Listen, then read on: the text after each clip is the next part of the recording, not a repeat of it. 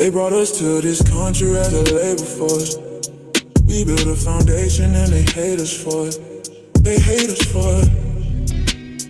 We built a foundation and they ain't pay us for it. They ain't pay us for it, but they gon' pay for it. Already prayed for it. Non-believers didn't pray for us. Non-believers didn't pray for us. We're black and we built a foundation. Stone by stone, generation to generation. Vultures said we had no culture. Them vultures got a Jay-Z poster. Them vultures got a lacy culture. Vultures eat what they didn't kill. Vultures sleep what they didn't build. They brought us to this country as a labor force. We built a foundation and they hate us for it. We built a foundation and they ain't pay us for it. They ain't pay for it, but they gon' pay for it. Already paid for it. Nobody prayed for it. Nobody wasn't prayed for us. Nobody wasn't prayed for us. We're black and we built a foundation. Stone by stone, generation to generation. Vultures said we had no culture. And vultures got a Jay-Z poster. Them vultures got a lacy poster.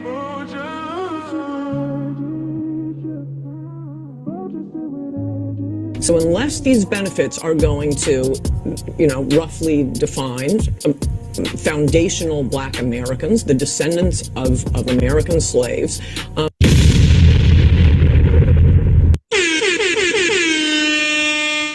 you've taken away the whole purpose of this. So to make the point that Kamala isn't a foundational Black American, I'm always...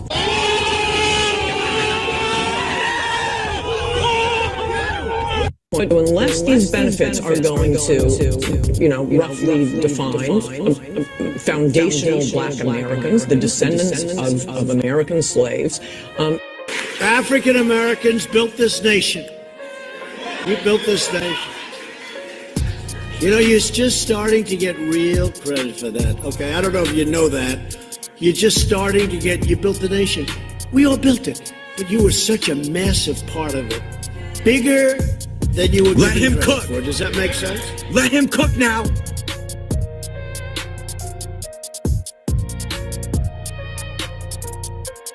Which is actually quite interesting because I got a call from the Foundational Black American Society here in Florida who reminded me that Byron's mother is Jamaican, he is Panamanian, and they found it quite insulting in their words that he would try to claim victimhood of slavery without a single descendant of American slaves in his family. I like those foundational guys. They're so good. Rick Nasheed and all. I mean, I don't agree with everything, but they've got a perspective. If your family's been here 400 years and the descendants of a lot of American slaves or families have been here 400 years, I don't know. I think that gives...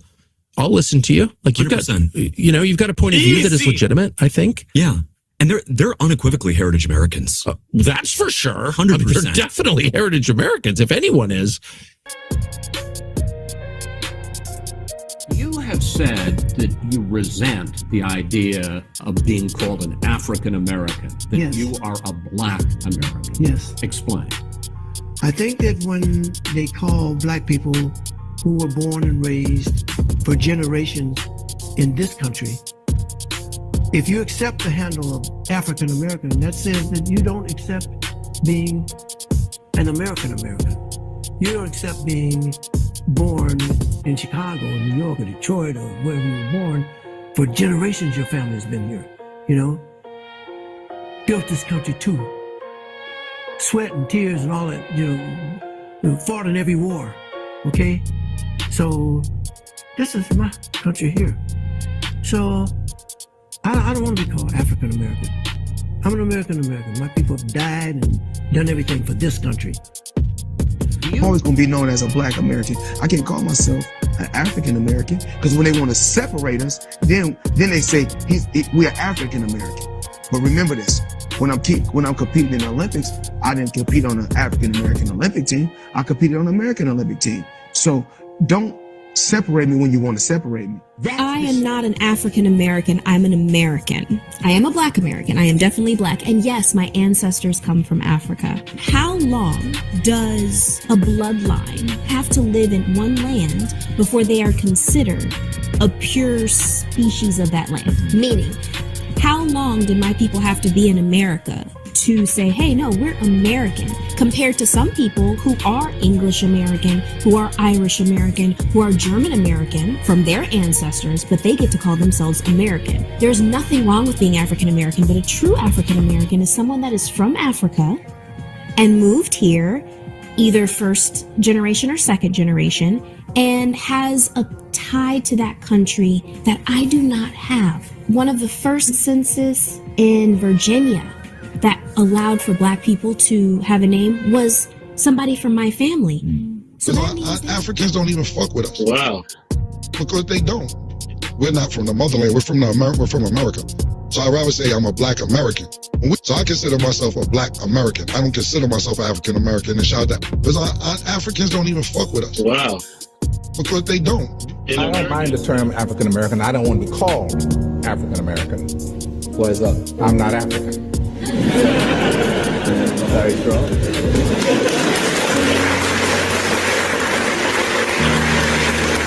That's how Afro get in front of my motherfucking race. I ain't never been to Afro-Con. I never been to Africa.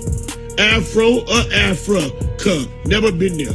I'm not from Africa. I'm born and raised in Goose, Florida. I was born in Goose, raised in Liberty City in the Poker Bean Project. I ain't never went to Africa. I ain't thinking about going there. And I heard it's a beautiful place. Yeah. And I know it's the motherland, yes. But not my mother, not her mother, and not her mother's mother. That ain't their land. Black History Month, we're highlighting foundational Black Americans whose ingenuity, innovations, and labor play a critical role in American culture and infrastructure. Next guest is working to ensure that foundational Black Americans' contributions are known. By author and creator of Foundational Black American Legacy, Teresa Allman. She joins me now. Teresa, hey, thank you so much for your time. But I was curious, what inspired you to make videos spotlighting foundational Black Americans? Bruh. Them to slavery as opposed to seeing it as, first of all, why do you believe the white man's history so much? I went to boarding school in Cameroon, and I learned that one of the tactics that they used to get Africans in the slaves in the ships, they stole them literally. No. What's the word? They would come to the chief and say, "Hey, we just need a couple of men to work for this amount of time," and those men would never come back.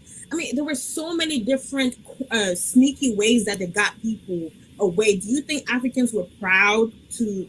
Okay, so I would have sold everybody. I would like to say something as well. Wait, hold on. Go ahead, Rashad. You have the women of Dahomey. They were doing it. I think it was 75% of slaves that came to the transatlantic slave trade came straight through there. Matter of fact, they had, if I remember right, they had a tree. They used to have their slaves walk around called the Tree of Forgetfulness because they didn't want when them slaves died over there, their spirits to come back and haunt them. They were brutal with their tactics, cutting jaws off, killing. What are your sources?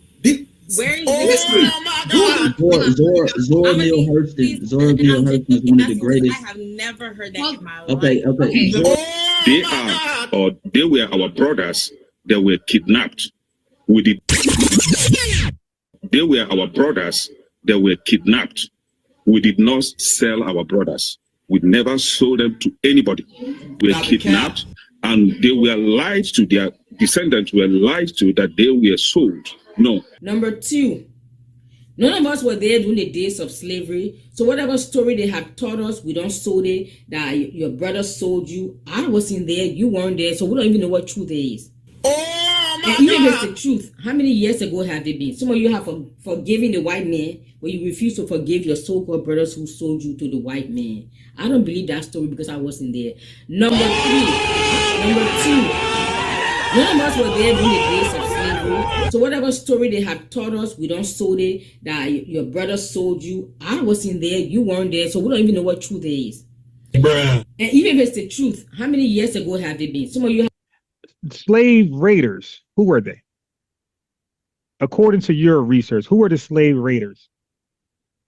Primarily the European. Where Primarily the European. Where'd you read that from? Because I read something different. National Archives and Okay. different sources. Yeah, you got it. Okay, so what about Queen Nzinga? Was she a slave raider?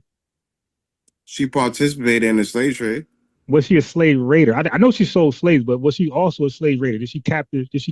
Did her Angola, on behalf of her, capture blacks and then trade them? Okay, that's what a slave raider is. Okay, cool. Yeah. And wasn't there other surrounding African countries in Central Africa that I could bring up for you, also slave raiders? Yeah. Okay, now that was around like 1600, right? Yeah. Okay, so what year were there European slave raiders? I mean, the whole entire transatlantic slave trade.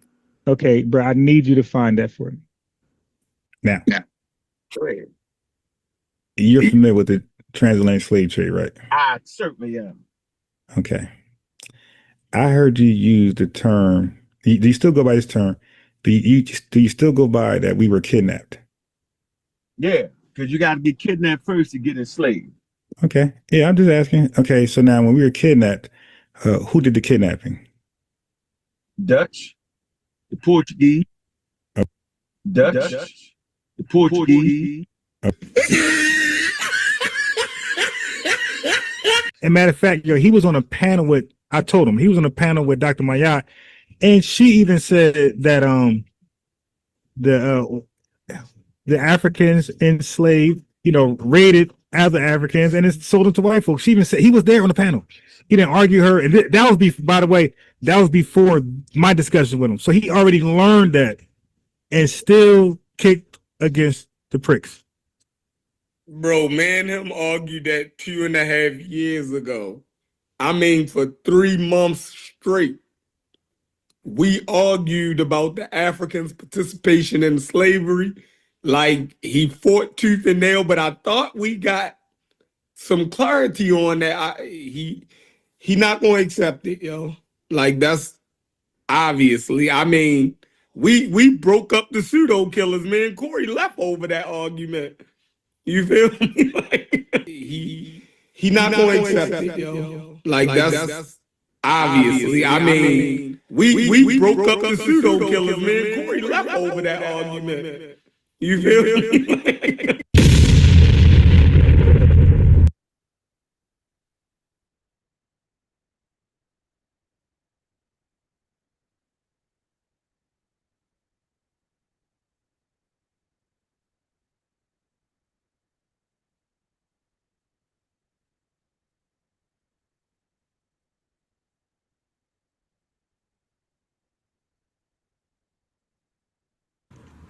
It's probably that musty tether Rohan.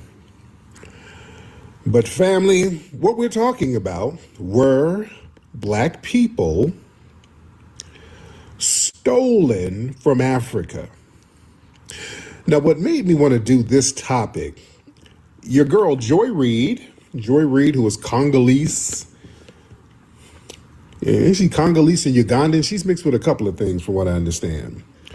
So she was on that show, 154 Africa. She was on there. They had her on there. And they were talking about the topic of Africans selling black people in Africa. And notice whenever that topic comes up, there's a lot of splaining. Congo and Guyana. Got it. Okay. Yeah, they do this whole thing. I want y'all to hear the explanation. We're going to have to get real. Can we get real tonight? We're going to have to talk real because, I'm tired of all of this splaining and, we didn't know that. Man, okay, listen to her explanation, ladies and gentlemen. Listen to how she described what happened in Africa as far as Africans selling people. Fair use. Hold on. 16th century, and they're all false. They're not real, but they took away the thing that most humans organize themselves by, which is tribe. And that is gone in America. You're just white or you're black. And black American culture is, again, it's the most dominant culture that's ever. Yeah, because we're not tribal. Foundational black American culture is dominant because we're not tribal. That's what makes us phenomenal. Existed. It created rock and roll, soul music, country music, half the food we eat, most of what we do in this country that makes us American is Black people created it. Right. And so I think when our people come from other countries, they need to give that some respect. Yeah. They need to treat that with respect. But also, I wish American Blacks could get the chance to learn what colonialism did to Africa. Because it's not like African people didn't suffer. Yeah. And I think there's a sense that African people sold us away and forgot about it. Yeah, that's kind of what happened. Yeah, the tree of forgetfulness. Yeah, they literally made some of us walk around the tree of forgetfulness to forget what happened. Okay, yeah.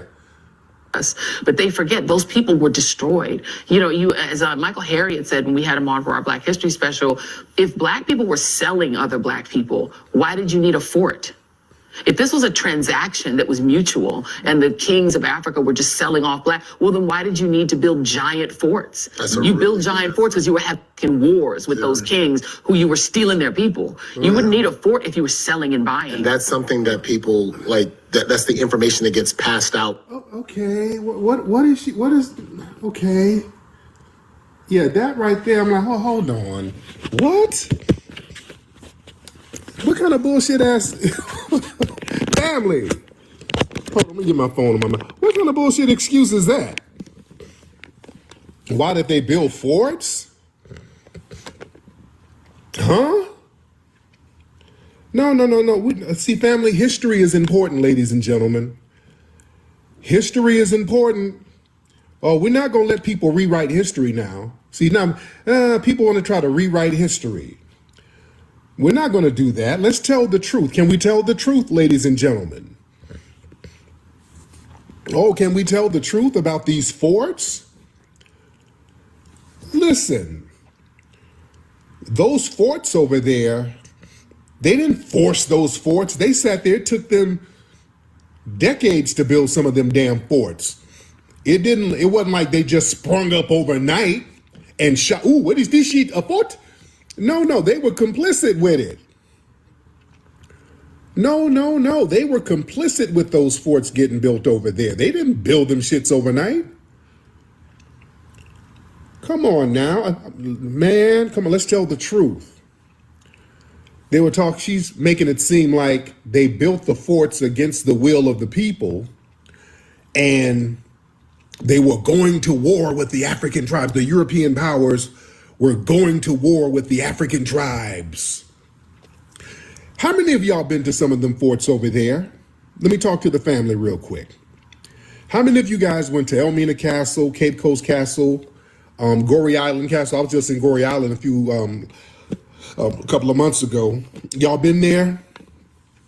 Y'all notice the cannons there. Some of those, well, damn near all of them, they have cannons at those forts.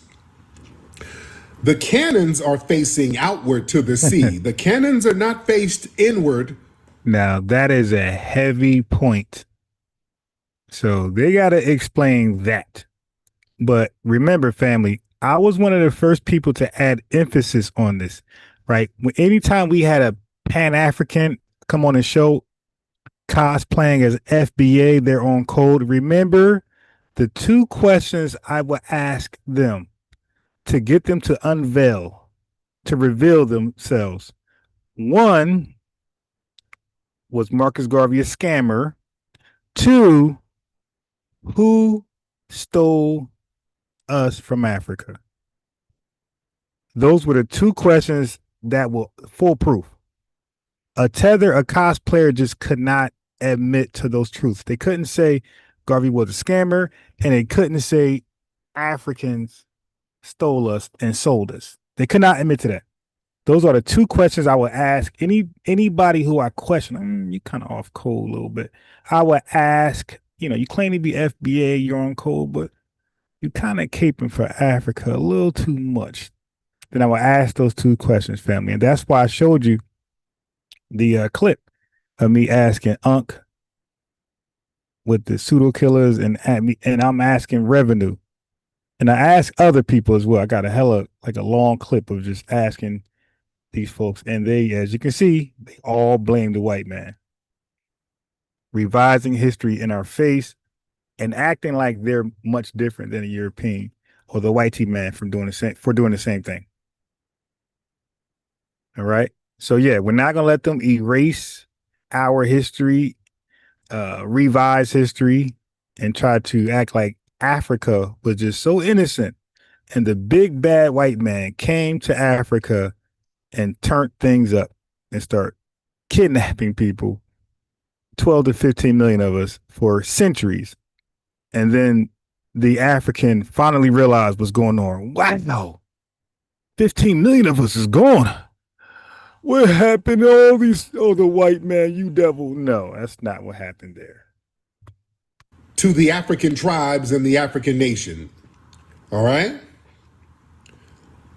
The cannons are faced towards the sea. They got heavy artillery pointed. Right. So if the cannons are faced outward and not inland, that shows you they weren't warring with African nations, African kingdoms. They were warring with somebody else who's trying to stop them from, getting into deals, joint ventures with Africans to buy us.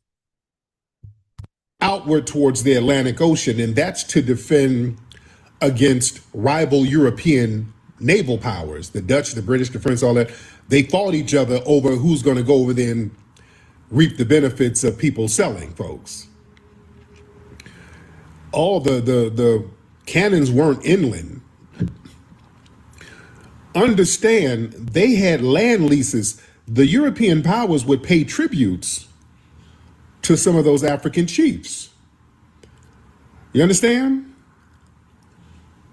They had to pay rent. Those European trading companies, they had to negotiate leases with these African rulers over there. They had to pay rent, customs, tax, tribute for the right to remain over there and conduct business on African soil. Right. So I talked about that as well. Europeans created, financed, armed, expanded, insured, and industrialized the Atlantic slave trade at global scale. So that's what a Pan-African is going to tell you once you tell them Africa's role. They're going to go right back to what the Europeans' role were. You're like, hey, man, Europeans' role is taught throughout American history, bro. Nobody's denying Europeans' role. We know that. We don't know the extent of the African role. That's why we're talking about it, because it's shocking.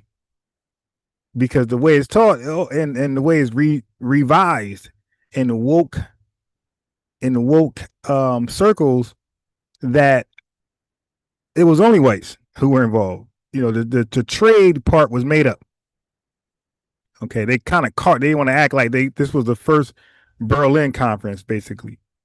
In fact, the only woke people are that woke society. Those are only Pan-Africans. That's that woke. The woke just means we're going to change truths and histories to something new, and that's what woke is. That's the 19Zs. They're woke. They're just so deep. Don't say nothing. Don't educate. They're just so deep with information that's inauthentic. All right. So some African states and merchants were actively complicit in the slave trade. That's a fact. Many forts on the West African coast were built and operated through treaties, leases, customs arrangements, and local political cooperation, right? So European traders often could not simply march inland at will, Guerrilla Reid, in many periods. Some African elites demanded that Europeans buy through them, Nzinga, Queen Nzinga, rather than raid directly. That was some of Queen Nzinga's problem with the Portuguese.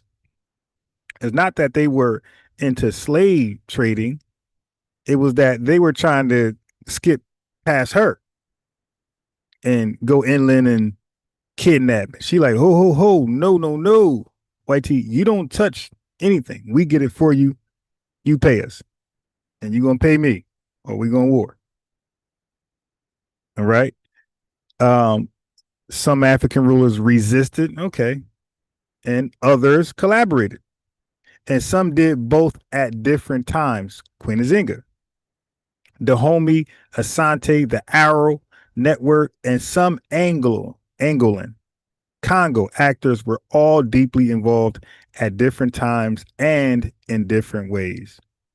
Many major forts, such as Elmina, Cape Coast Castle, and others were coastal trade military installations tied to commerce, warehousing, and rivalry with other Europeans, especially the Dutch, the Portuguese, British, French, and Danes. So the Dutch, Portuguese, British, French, and Danes. Their seaward artillery was often aimed at naval threats. This is why Tariq, now she was pointing out, they were pointing outward. So the cannons were aimed at naval threats and rival forts. Okay. So that's that. European powers generally negotiated leases that Tariq just articulated, customs, duties, and permissions with local rulers or much of the coast. That's why I told you guys, man, the European, I know Pan-Africans want to preach that the Europeans, this unbeatable beast that always been ruling. Yeah, nobody can defeat them. That's the Pan-African doctrine. Black Americans don't know nothing about that. That's the tether doctrine also. We don't know nothing about that. We don't know nothing about an unbeatable white man. And you can see from how we resist to how they comply and sign treaties. We don't know nothing about no big bad white man. We see a frail, evil devil that we pop upside the head once in a while when they become too disrespectful.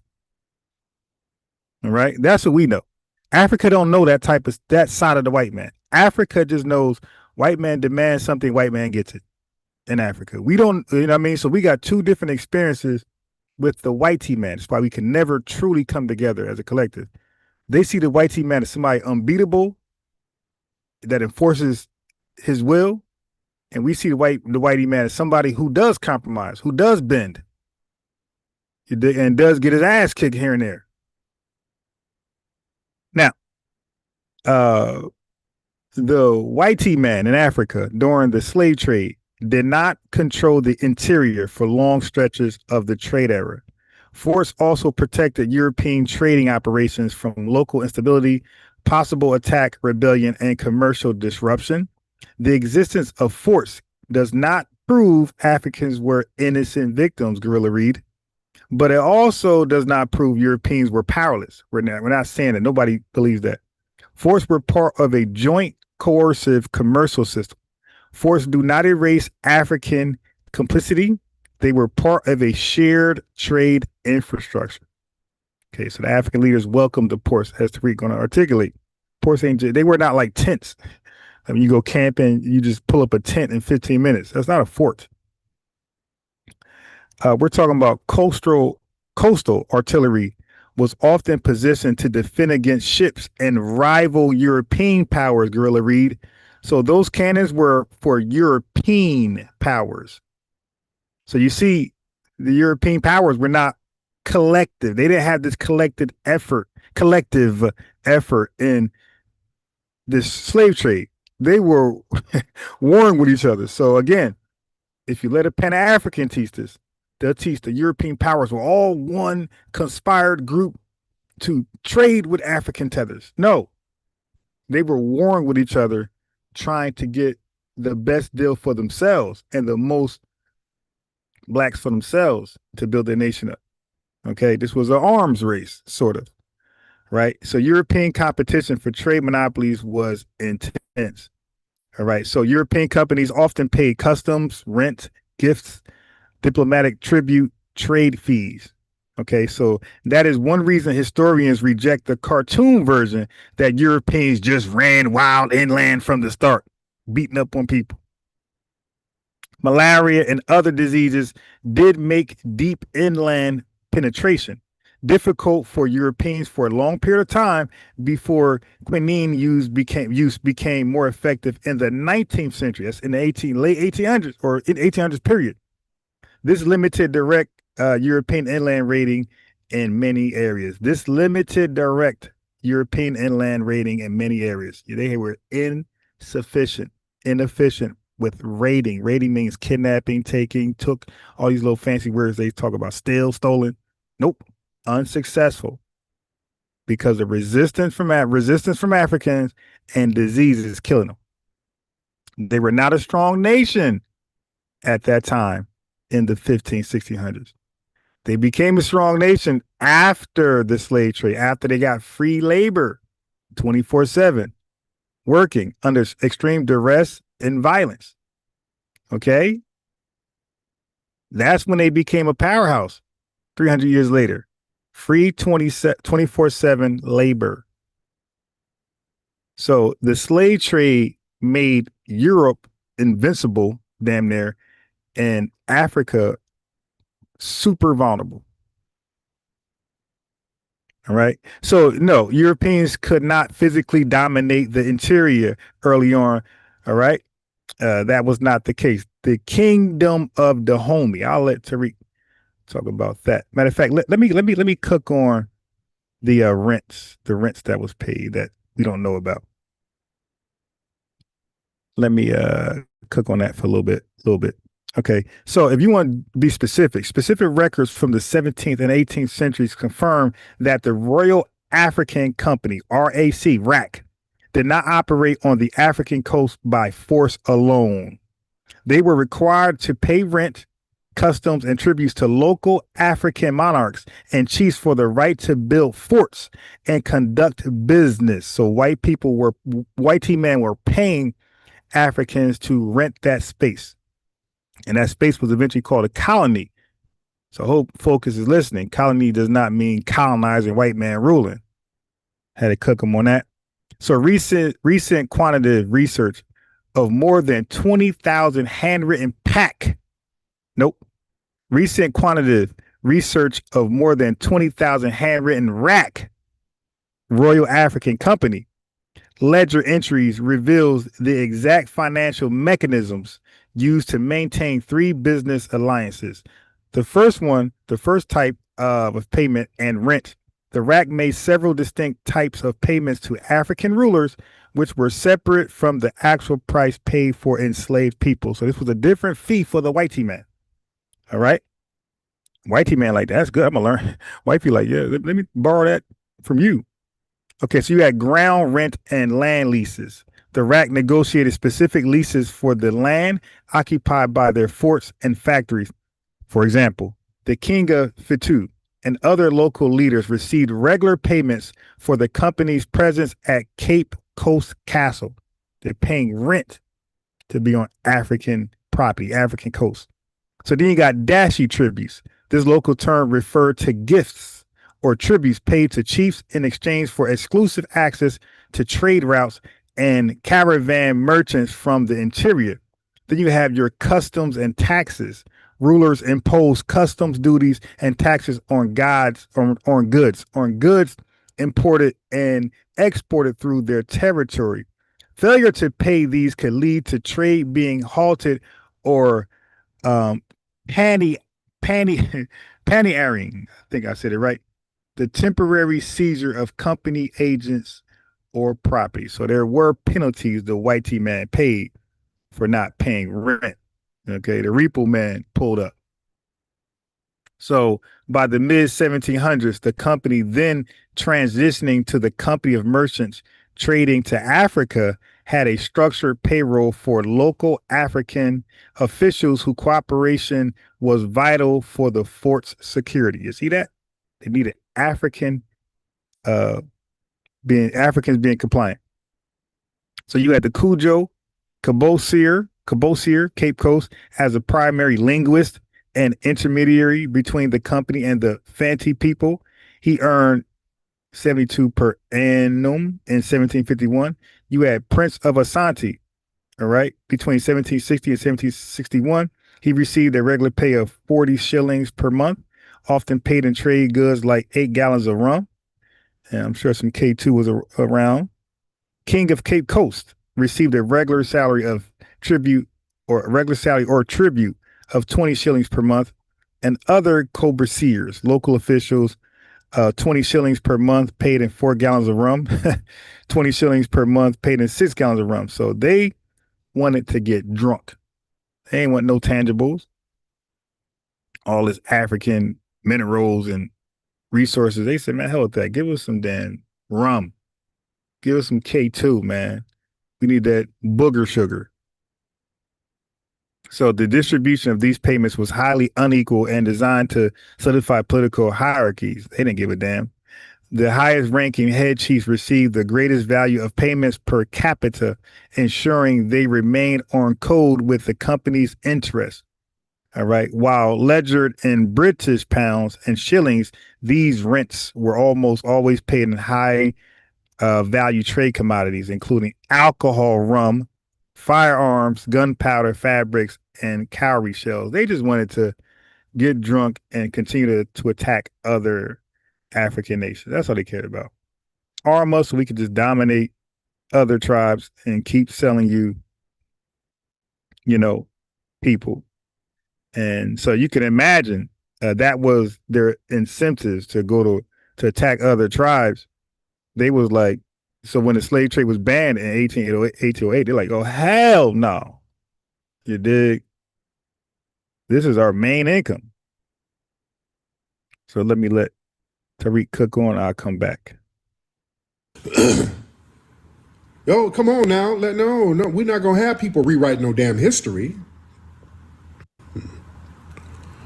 Oh, we're not going to rewrite history. Also, the inland part of the interior of Africa, the white tea supremacists couldn't go in there. They called that the white man's grave. See, before they could use quinine and all that stuff in the 19th century to treat malaria, the white tea supremacists would go up there and try to go into the interior of Africa, and they would just, croak. They'd become unalive just because of the diseases and all that stuff. They didn't have an immunity to go up in there like that. So they lacked the biological immunity to go inside the interior of Africa to get people and march them to the coast. So yeah, those were other tribes over there getting people from the interior, getting people from different places, bringing them to the coast. And a lot of those kingdoms over there, the Dahomey, Oyo, Ashanti Empire, the slave trade was highly regulated by them. European merchants, they weren't allowed to kidnap local people. Do you know that? Let's be real. Some of those African kingdoms would not allow the Europeans to go kidnap folks. They were like, no. If you want them, you got to go through me. You got to pay me first. Don't go get them by your damn self. No, don't you dare go get them. You got to go through me to give me my money first. Then I'll give them to you. Let's tell the real deal about this stuff. They're not going to sit here. Oh, y'all don't know this stuff. No. They're not going to sit here and act like, oh, they stole my brother. They stole my brother. No. We're not doing that. Oh, they were regulating the hell out of that. They would not allow a lot of them Europeans to go in there and get people by themselves. Man, oh, you better stop. Do you really think these Europeans just ran up in there with a net and just start grabbing people? Can we be real? You really thought they just came in there, snuck up in the middle of the night and started grabbing people? No. They were complicit like a mug over there. Dude, when I was just over there in Umgori, they were telling me, hell, it was some of the local people who was guarding the damn slave dungeons over there. They were guarding. If somebody tried to escape out that door of no return, some of those damn African tribesmen would pew them. They told me this when I was over there. Yeah, they told me this. Come on now, let's keep this thing a bean here. All right? Let's keep it a bean. And a lot of these societies over there, they were open to trade. They were trading with these European powers. And they were exchanging captives for goodies. They would get manufactured goods, firearms, all types of stuff. And they were using those weapons to conquer neighboring ethnic groups. trying to expand their territory, trying to capture more people to sell. No, we're not going to let them just get away with acting like they were pure victims. No. And listen, the dynamic was geopolitical commerce. It wasn't just European bullying. A lot of them African rulers and them European powers, they had diplomatic treaties. I kept telling y'all, they kept signing treaties with the European powers over there in Africa. That's how they really got colonized the way they did. They kept making them little janky ass treaty deals. And the deals were janky and they just kind of fell through over the years. Shots fired! And then they ended up down bad anyway. See, we as foundational Black Americans, we've never signed no damn treaty. We've never made no deal with these people. But understand, these African monarchs, they sent ambassadors to European courts to negotiate trade terms and solidify their business alliances. Yeah, when I was talking the other day, I was telling y'all about people like Queen Nzinga. They try to prop her up. Queen Nzinga was a major slave trader over there in Angola. She was making all types of deals with the Europeans. They were turning on her, but she was doing all types of little janky ass stuff. A lot of them were. And let's be real. When some of the European nations like Britain basically outlawed the slave trade, they stopped. Remember, in the 1800s, they figured, hey, we got our weight up. We don't have to import people back and forth over the Atlantic Ocean. We don't have to do that no more. We kind of got our weight up. We got a lot of people here, got a lot of people in the Caribbean. And we don't really need to import people, insuring these slave ships and paying these tribal chiefs and just doing we don't need to do that no more. You got to understand, a lot of them African monarchs, they protested that. King Gizo of Dahomey, he pushed back against the British to stop the slave trade. He was like, hey, the slave trade, that's the ruling principle of our empire. So a lot of them were still trying to practice slavery when the Europeans stopped, because the Europeans basically said, hey, you know what? Damn that. Instead of importing people, hey, we got our weight up. We can just enslave some of them on the continent. Yeah, we don't have to transport them nowhere no more. We got our weight up. We're going to start colonizing that joint. So we don't need to make deals no more. We already got treaties from them. So we just going to go in and regulate on that ass. A few moments later.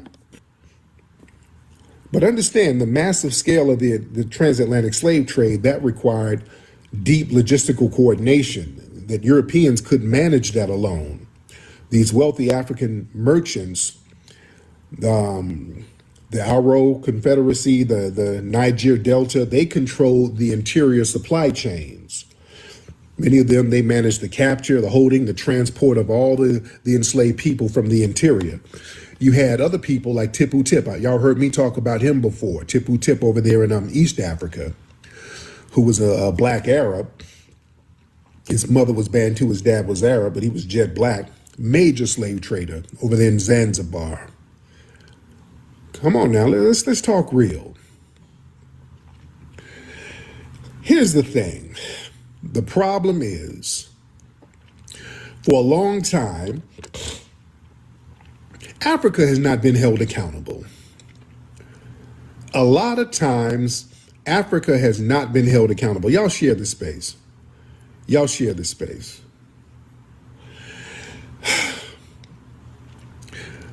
There's been this thing where we're not supposed to hold Africa or Africans accountable for some of the janky stuff that has been done. We're going to have to be real. I've talked about this before. They try to get away with saying little stuff like this because for a long time, we've been making excuses for them and their behavior. Yo, we're going to talk turkey tonight. We've been making excuses for their behavior. Where somebody said, I'm removing the context. Okay, JW, hop on, please. Okay, hold on. JW, hop on. If I'm removing the context, please tell me. JW, hop on. Yo, can you hear me? I can hear you, JW. You're Nigerian, right? No, I'm not Nigerian. I'm not West African, but I understand the context of the slave trade. Oh, no, where's your family from? I'm East African. I've been up before. Oh, I talked to so many of you guys. You Eritrean, Somalian, what? Oh, you brought up someone from my ethnic group before, Tippu, Swahili. I'm Swahili, Zanzibari, and I'm Oh, you from Zanzibar? Baganda. Yeah, I'm both, and I'm Baganda, Uganda. Okay. But so you know Tippu was a beast, right? Yeah. Yeah, but he was also mixed race. He didn't really have any allegiances to tribe. His father was Arab. Right. His He mother was believed he was Bantu. Arab. Yeah, his mother was jet black Bantu. That's why he was black as hell. Yeah, but his mother was also a slave. Yeah, but yeah, he ended up being a major slave trader. He was running Zanzibar. But he's also like mixed race. He had no allegiances to people from inland Tanzania. Okay, is that the context? Tippu was jet black.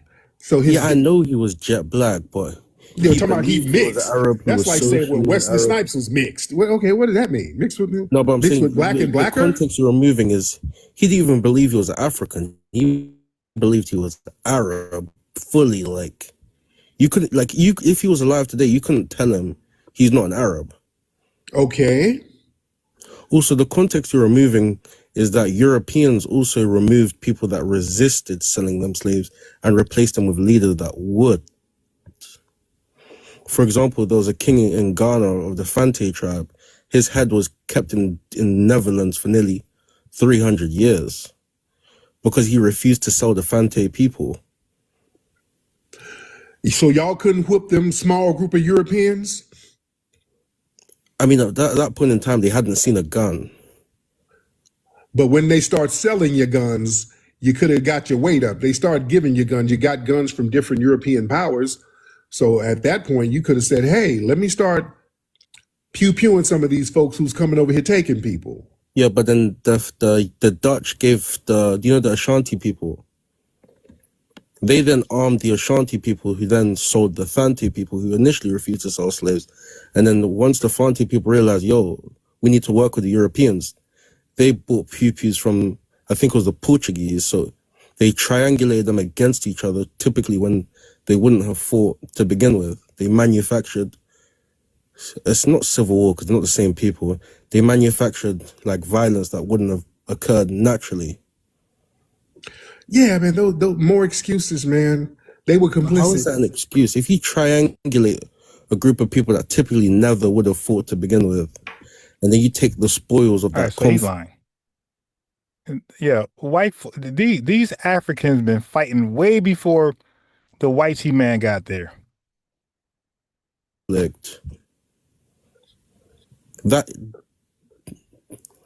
That isn't like an excuse. That's triangulation. Like it don't matter about no damn triangulation. Look, y'all were the majority over there, and it was smacking you around, making you complicit in something you wanted to be complicit with it. Nobody twisted Tip's arm. I don't want to hear all that. He thought he was Arab.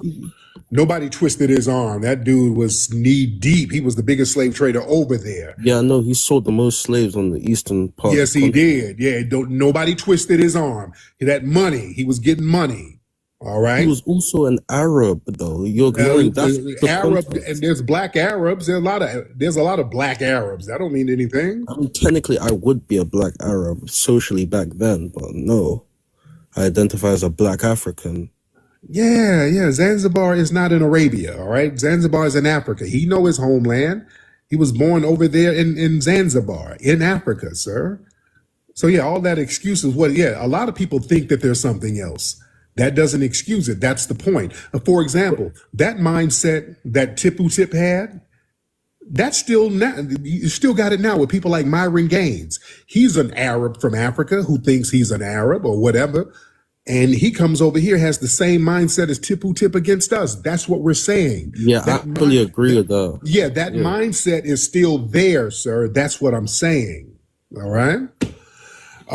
But thank you so much, JW. Okay, yeah. Take care. Okay, some old half-assed. That ain't no context. That's just You had a mentally conquered Sambo. Okay, yeah, that's the point.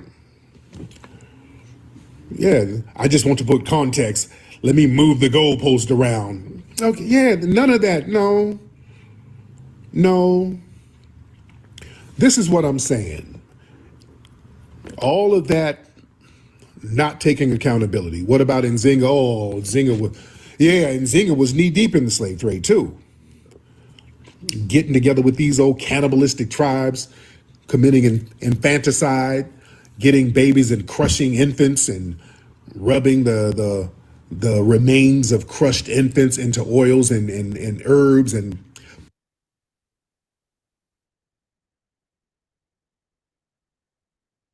janky ass treaty deals. And the deals were janky and they just kind of fell through over the years. And then they ended up down bad anyway. See, we as foundational Black Americans, we've never signed no damn treaty. We've never made no deal with these people.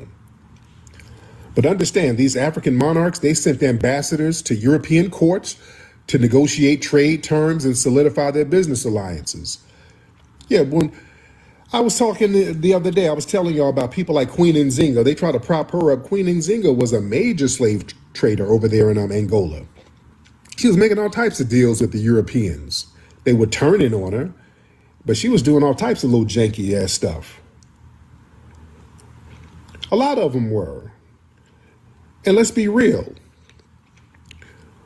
When some of the European nations like Britain basically outlawed the slave trade, they stopped. Remember, in the 1800s, they figured, hey, you know, we got our weight up. We don't have to import people back and forth over the Atlantic Ocean. We don't have to do that no more. We kind of got our weight up. We got a lot of people here, got a lot of people in the Caribbean. And we don't really need to import people, you know, insuring these slave ships and paying these tribal chiefs and just doing, we don't need to do that no more. You got to understand, a lot of them African monarchs, they protested that. King Gizo of Dahomey, he pushed back against the British to stop the slave trade. He was like, hey, the slave trade, that's the ruling principle of our empire. So a lot of them were still trying to practice slavery when the Europeans stopped, because the Europeans basically said, hey, you know what? Damn that. Instead of importing people, hey, we got our weight up. We can just enslave some of them on the continent. Yeah, we don't have to transport them nowhere no more. We got our weight up. We're going to start colonizing that joint. So we don't need to make deals no more. We already got treaties from them. So we're just going to go in and regulate on that ass. Yeah. But understand the massive scale of the transatlantic slave trade that required deep logistical coordination, that Europeans couldn't manage that alone. These wealthy African merchants, the Aro Confederacy, the Niger Delta, they controlled the interior supply chains.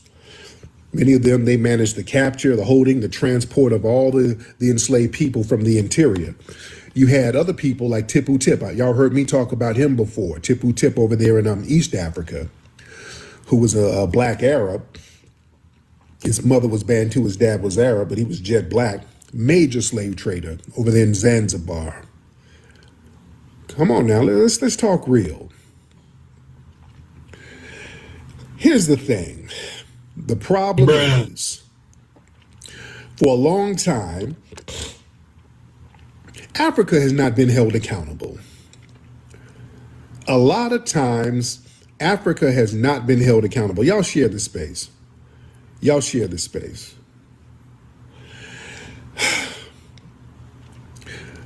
There's been this thing where we're not supposed to hold Africa or Africans accountable for some of the janky stuff that has been done. We're going to have to be real. I've talked about this before. They try to get away with saying little stuff like this because for a long time, we've been making excuses for them and their behavior. Bruh. Yo, we're going to talk turkey tonight. We've been making excuses for their behavior. Where somebody said, I'm removing the context. Okay, JW, hop on, please. No. JW, hop on. If I'm removing the context, please tell me. JW, hop on. Yo, can you hear me? I can hear you, JW. You're Nigerian, right? No, I'm not Nigerian. I'm not West African, but I understand the context of the slave trade. Oh, no, where's your family from? I'm East African. I've been up before. Oh, I talked to so many of you guys. You Eritrean, Somali and what? Oh, you brought up someone from my ethnic group before, Tippu, Swahili. I'm Swahili, Zanzibari, and I'm you from Zanzibar? Baganda. Yeah, I'm both, and I'm Baganda, Uganda. Okay. But so Tippu Tip was a beast, right? Yeah. Yeah, but he was also mixed race. He didn't really have any allegiances to tribe. His father was Arab. Right. His mother was Bantu. He was Arab. Yeah, his mother was jet black Bantu. That's why he was black as hell. Yeah, but his mother was also a slave.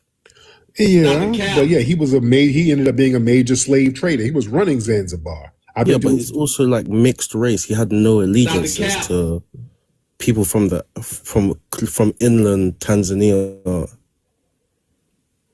Okay, is that the context? Tippu Tip was jet black. So I know he was jet black. You're talking about he mixed. That's like saying Wesley Snipes was mixed. Well, okay, what does that mean? Mixed with no, but I'm saying with black and blacker. The context you're removing is he didn't even believe he was African. He believed he was Arab fully. Like you could if he was alive today, you couldn't tell him he's not an Arab. Okay. Also, the context you're removing is that Europeans also removed people that resisted selling them slaves and replaced them with leaders that would. Yeah. The king in Ghana of the Fante tribe, his head was kept in Netherlands for nearly 300 years because he refused to sell the Fante people. So y'all couldn't whoop them small group of Europeans? I mean, at that point in time, they hadn't seen a gun. But when they start selling your guns, you could have got your weight up. They start giving you guns. You got guns from different European powers. So at that point, you could have said, hey, let me start pew-pewing some of these folks who's coming over here taking people. Yeah, but then the Dutch gave the Ashanti people. They then armed the Ashanti people who then sold the Fante people who initially refused to sell slaves. And then once the Fante people realized, we need to work with the Europeans, they bought pew-pews from a few moments later. So they triangulated them against each other, typically when they wouldn't have fought to begin with. They manufactured, it's not civil war because they're not the same people. They manufactured. All right, this guy. All right, he keep talking. I got to keep pressing his button. Stop the cap. Because everything he's saying is just pure cap. Oh, boy. Let's unpack this. So the Kingdom of Dahomey was heavily involved in slave raiding, get used to that word raiding, a word I stood 10 toes on, brought it to the community. These spaces raiding. Raiding is synonymous with stealing, kidnapping, take. All the terms they use. When I say they, Pan-Africans, tethers, deniers of Africa's role in the slave trade. They don't want to say raiding. Right. So what they're going to do is say, the African, they were the white man, they were kidnapping or they'll say you were kidnapped. I mean, you'll say, well, who kidnapped us? But they'll just leave it right there. You've been kidnapped. You've been stolen. You've been taken. And they say it like that so it can be implied that it was the whitey man. So you have to ask them, who took us? Who stole us? Who kidnapped us? And then you'll get the whitey man from them next. Okay, that's fake news. That's cat. The Kingdom of Dahomey, right? So we know about this. We touched on Queen Nzinga. We're gonna do it briefly. They were heavily involved in slave raiding, the kidnapping, the stealing, the taking, and trading, selling to white people, especially in the 18th and early 19th century. King Gizo, who Tariq just mentioned, is often cited as deeply committed to the slave economy, right? So the Arrow Confederacy in the Bight of Biafra almost sound like they were deeply involved in inland commercial networks tied to slavery. Okay, so Asante and other polities also participated in systems involving war captives and slave sales through details vary over time. The details, they vary.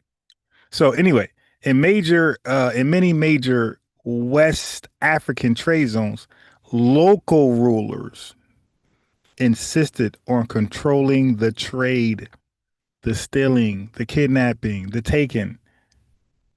Okay? They insisted on controlling the trade. Queen Nzinga, Portuguese, step back. You holla at us. We're the middleman. You don't go around us. You get me to get you these people. They also insisted on taxing it and profiting from it. Europeans often did not capture most people themselves inland, but they built the demand system that made large-scale capture profitable and relentless. So the European didn't really double dip. They were just the buyers, right? It was the Africans who double dipped, who profited from the sales, and they profited from the kidnapping. So a standard historical description of many parts of the trade is firearms, textiles, metal goods, alcohol, prestige goods, K2, and some booger sugar. These goods fed political competition and warfare. Not every conflict was caused by Europeans. Okay, not every not every conflict was caused by Europeans. Stop the cap. You got to stop the cap. African states had wars before Europeans arrived. All right, just know that. Know that. Now, the Atlantic trade intensified, redirected, and monetized many of those conflicts. Those conflicts got monetized like a YouTube video. The white man seeing these Africans fighting, was like, let me monetize this fighting. Yo, you kicked this butt, yo. Here, let me give you some money. Yo, that was a dope fight here. So they look like, I'm gonna do it again. So they monetized the tribal fighting, the tribal beefs that were already existing before the white man. So listen to the other guy, the other man. Before the white man, before the white T-man, they were already fighting. The white T-man just monetized the fights like you monetize a YouTube video. Did you know some African rulers were not merely victims of bystanders? No, I'm sorry, they were not victims or bystanders. They were active diplomatic and commercial actors, even though Europeans eventually leveraged those ties into deeper control. Don't matter. Queen Nzinga, speaking of her, she fought the Portuguese, right? She also entered into political and commercial relationships tied to slavery. Her kingdom did trade captives that she stole, she kidnapped, she took. And she has been described as participating in slave commerce, including dealings with the Dutch. Okay. Some rulers, especially in slave exporting states like Dahomey under Gizo, resisted abolition because the trade was economically central. So what Tariq Nasheed said was accurate. What abolition they resisted? They resisted the abolition of slavery. They said, what the hell? Britain pressured African rulers to stop or reduce slave exports. It took the whitey man to tell the African man to stop. You gotta stop. Y'all wildin'. You gotta build your own homeland now, bruh. Yeah, the trade is done. We ain't paying you no more. Stop rounding these people up. Stop stealing them. We're no longer paying. We're no longer monetizing. You've been demonetized. You're fighting. Your inland wars have been demonetized. We're not paying you no more for the fights, the infighting. It's no longer profitable. If you want to fight because you want to fight, but we're no longer paying you. Okay, you're not Mayweather. We're not paying you. You're not Muhammad Ali. You're not getting paid to fight anymore. So Some African rulers did resist abolition because they profited from slave exports. Okay. So let's get that out the way. Now, the transatlantic slave trade depended on inland capture networks. They depended on Africans kidnapping enslaved people or people to enslave them. Marching routes. It depended on barracoons and holding sites, brokers, interpreters, port officials, merchants, ship captains, insurers, plantation buyers. The Atlantic slave trade was a multinational system with European capital and shipping at one end and African capture and supply networks at the other end. They both couldn't have worked without each other. So Tippu was a major 19th century East African slave trader linked to Zanzibar and inland caravan trade. He was deeply involved in slave and ivory networks. He was operating in a different regional system than the classic Atlantic West African trade. Okay. He was still part of a Swahili Arab commercial world. There's no way to, get around that. So that he said, they manufactured the violence. The violence wouldn't occur naturally. Stop the cat. European arms and trade incentives intensified and redirected conflict. Some wars became more destructive because of slave demand economics. Europeans did not invent African conflict. Stop. Spread that lie somewhere else. You got to be accountable. And this is some of the reason why the tribes can never get along together, because they were fighting. They were incentivized to keep fighting because they were monetized until they were demonetized. So those fighting each other to while they were monetized by the white tea man, it made relationships that can no longer be reconcilable. You feel me? Yeah. So Europeans, the white tea man did not invent African conflict. Stop the lying.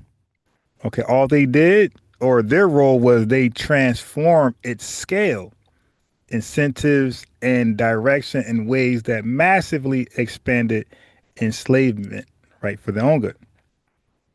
So no, Gorilla Reid and whoever else out there, y'all can try to romanticize Africa and try to flatten its internal contradictions, but that doesn't make anti-African caricatures historically serious. The Atlantic system massively accelerated European capital accumulation, port growth, shipping industries, insurance, plantation linked wealth. You created the big boogeyman. The white man that you guys are afraid of today, you created him. Okay.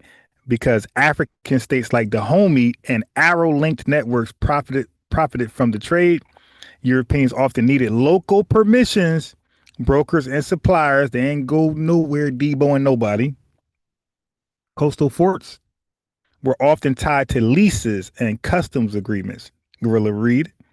Europeans frequently could not just march inland freely in early periods. No, they were not strong until they got 12 to 15 million of us.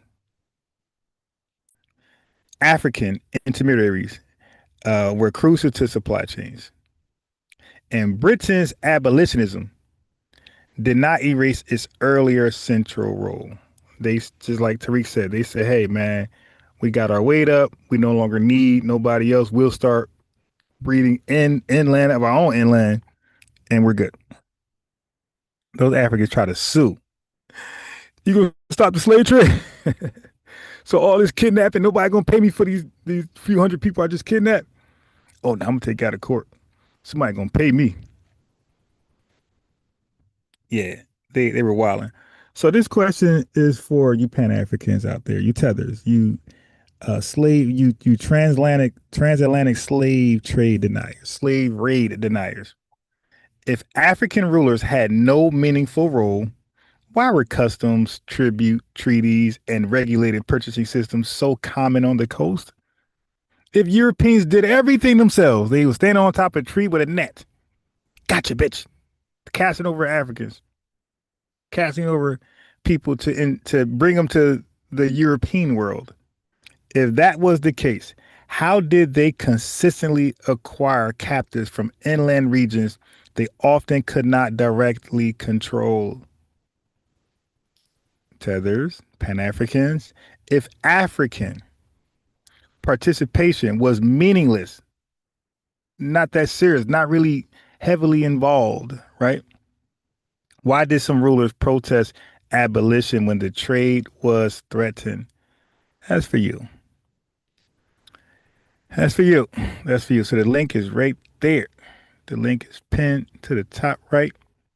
You got these weirdos out here that's trying their best to be famous from disrespecting Black Americans that are foundational to the United States, who are actually also native to the United States. They're trying to act like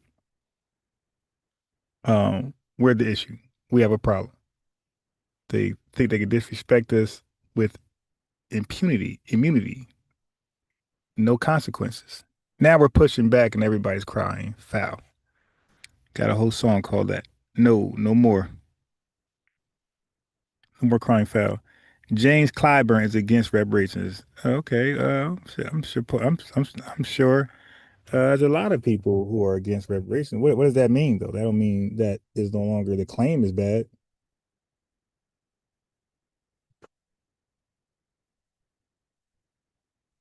You know, I'm shit. Some of us are against monies allocated towards the Israel. Well, that ain't stopping the money going to Israel. Some of us are against those hundreds of billions of dollars that went to those African nations under Biden. That didn't stop the money flow. Some of us are against any programs that were exclusively intended for foundational Black Americans to be extended to any immigrant group. A lot of us like, hell no. That don't stop them from taking advantage of things that was set aside just for us exclusively.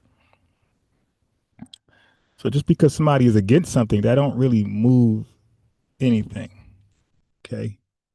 But yeah, but Tone, let me hear what he said directly. Click that link and join me.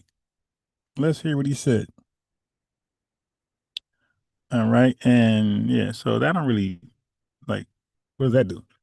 You know, some Republicans are against Democrat things. That don't stop anything. Democrats are against Republican things. That don't stop anything. It ain't like he got the, it ain't like James Clyburn. The ruling is based on his vote alone, or he's a tie-breaking vote. Now, then it'd be a different story. But just throwing out random names, saying yeah against reparation, I don't know, what does that mean? But let's hear what he said though. Yeah, the chat said he's a DNC shill.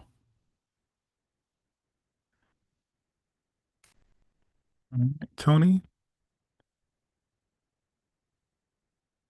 So Tony, click the link and tell us more about that. Right? We would love to hear that. For their policies, but the morality may come in question. Yeah. And you can still have a certain reverence for him because, like, yo, that nigga was crazy. Like the people in Japan, the nigga did some wild shit. You understand me?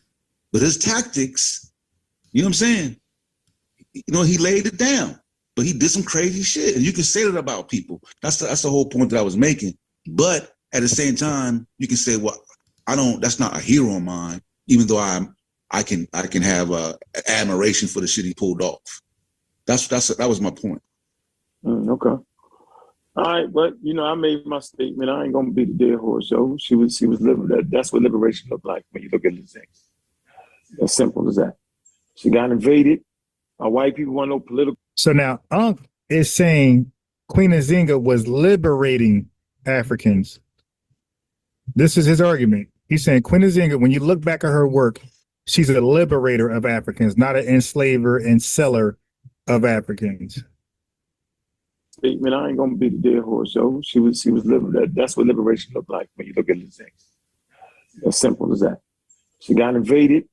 White people want no political ploy, want none of that. Literally got invaded. She literally got chased out of her country. Came back, took that shit back. Simple as that. That's my stance on that. I don't gotta talk about that all day. She got chased out by a brother. No. You gotta brother brought her back in. No. So we're talking about Queen Nzinga, by the way. No, before that, when she was born, they had to run to the bush because the Portuguese invaded. So this war was going on before she was even, you know what I'm saying? The moment she was born, they was coming in. It started like 1575. Yeah, when was she born? She was born like 15. Right then, yo. Right. 1575. Right, yeah, I'm telling you. Hold on. She forged by the Portuguese war, yo. Hold on. Did y'all hear this one? That she would make Jabron Darklight said that she would make two men fight each other to the death and then sleep with the winner. Oh my God! Did y'all read that? No. So Queen Nzinga would make two Africans fight to the death and then sleep with the winner, is what he's saying. Look at Unk's response to that. I ain't never read that. I ain't got that. I ain't got that far in it. Jesus. You never read that? Okay. Yeah, that's what liberation look like. That's what liberation look like. What you want me to say? Okay, so he said that's what liberation looks like. Queen Nzinga for sport is having that. Look like that happened over here in America with the white man having $2 fight to the end for entertainment and pleasure, right? So he said that's what liberation looks like. Queen Nzinga is having two Africans fight to the death for sports and then sleeps with the winner. And he said his conclusion when he looks at that, that's what liberation looks like. I'm just saying when I argue with him about everything we argue about, and when I think he just not getting it, he's blocked by some things, I don't know. And when I hear this dialogue right here, I know, okay, nah. There's an agenda, there's a motive. There has to be an incentive because who would if a white person said that two strong black bucks fighting, hey man, we're liberating or whatever the reason is, we would say, oh my God, racist, white team man, racist. So now this tether, Queen Nzinga, got two Africans fighting and then sleeps with the winner. He says that's what liberation looks like. Wow. Did y'all? She would make two men fight each other to the death and then sleep with the winner. Wow. Did y'all read that? No, I never read that. I ain't got that. I ain't got that far in it. Jesus. Yeah, that's what liberation look like. That's what liberation look like. What you want me to say? Yo said liberation look like you making niggas beat each other to death to have sex with them. Yeah, maybe that was her thing. Maybe they got her off. Stop. Wow, dressed up like trannies. You gotta stop, yo. I mean, it's the truth. I mean, so now you want me to make Nzinga a perfect woman? No, like yo, now just admit she was crazy. I told everybody to close their eyes. So now, family, he's justifying that behavior by saying, "Oh, she ain't perfect." What? Now, this is a pseudo killer in-house discussion, and he is saying, don't judge her; she ain't perfect. But he will put all the blame on the white man. Well, guess what? The white man ain't perfect either. So can we see? So what happens is when you justify actions like this, family, and when people get behind these actions, trust me, that is setting a precedent to justify the white man actions. You have to be unbiased when you're looking at research, when you're looking at history. You have to be unbiased, Ron. You got to call it for what it is. That's evil. That's wrong. That's cruel. That's inhumane. Perfect woman. No, like yo, now, just admit she was crazy. I told everybody to close their eyes, though, yo. I said, close your eyes, yo. Before you point out the twig in somebody else's eye, right? But you can't see the love in your own eye. You know what I'm saying? So you're right. Like, you can't do that. It is what it is. You got to take all of that. Everything she did, the good, the bad, and all that, that's part of who made her who she was. Like, did the God killer use a Christian, what's that? Matthew chapter 7 verse to justify, so pull the beam out of your eye before you can say what she did was disgusting. Wow. No. It is what it is. Like, fucking Michael Jordan was an asshole. Yo, niggas hated Michael Jordan on the team. This guy compares Queen Nzinga to Michael Jordan. That's what I'm trying to say, man. Something is up here. Because normally I would say, you're wilding. You must be under the influence of something to be thinking. This ain't a normal, rational man mind right here. This is somebody avoiding accountability, defending somebody's terrible, disgusting actions, and in the face of history, in the face of correct information, he's just dismissing all of it. That's why when I was debating him, at some point I realized he's purposely, well, two things. He's either dumb, which I hate to assume that one, or he's purposely being dismissive and disingenuous. Oh, dude, it is what it is. Like, I don't know what you like.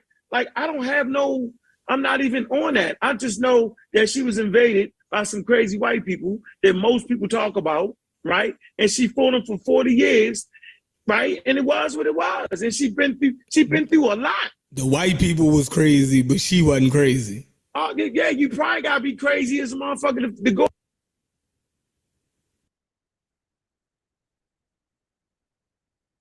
up against that.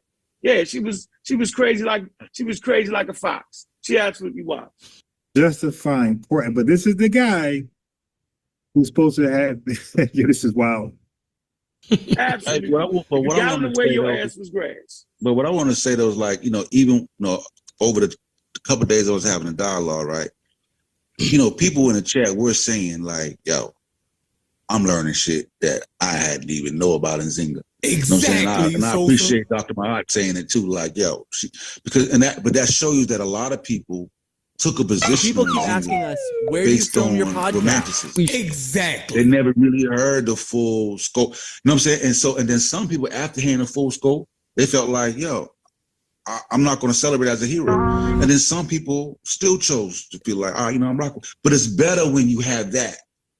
It's better when you have all the cards are on the table, and then you can decide. You know what I'm saying? So so I kind of took a little offense to the shots being thrown at how we had the dialogue. You know what I mean? But I felt like at the end of the day, we still accomplished what we intended to accomplish. So basically, he's saying all of those pseudo killers and pseudo killer supporters were coming at them, the guys who were telling the truth about Queen Nzinga, and wouldn't be dismissive and pretend that she's some hero, somebody that we should introduce into Black History Month. They're trying to pretend that they're wrong for calling her out for a disgusting Hitler type of actions. Okay, he's saying like the chat was disrespecting him, calling them out for being honest. That's why I say, man, show me a truthful Pan-African, man. I'm dying to meet one. You know what I'm saying? Like, bring out information. People end up learning things at the end of the day. We learn things at the end of the day because some of the stuff we like, damn, I didn't even know that. Exactly. You know a lot of so shit. It's like, yeah, so it's like, you know what I mean? I took a little offense to the shot thrown, but go ahead. Corey, what's up, Corey? He on that Call of Duty. Peace. What up? What's up with you?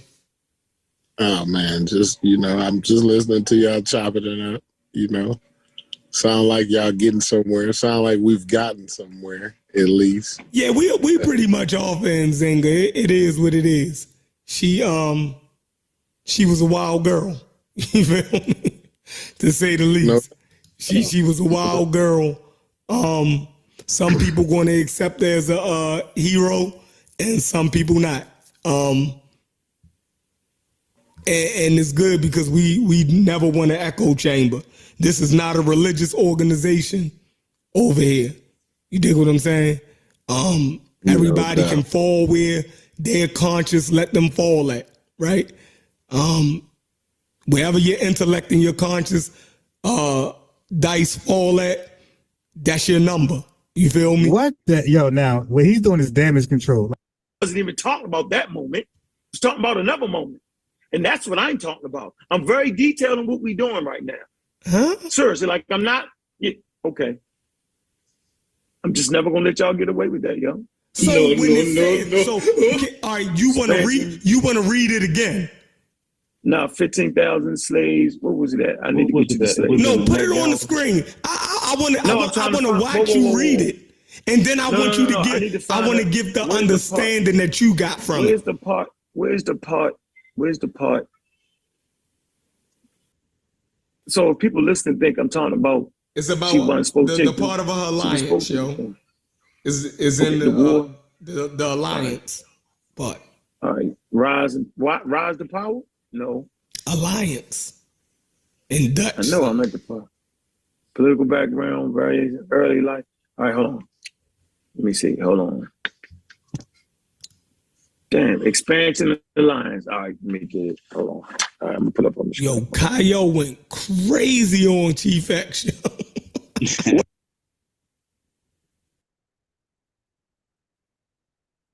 your name? Hop on Russ. Yeah? Queen Ndongo, what's your name? Hop on Queen Nzinga. Hop on Queen Nzinga.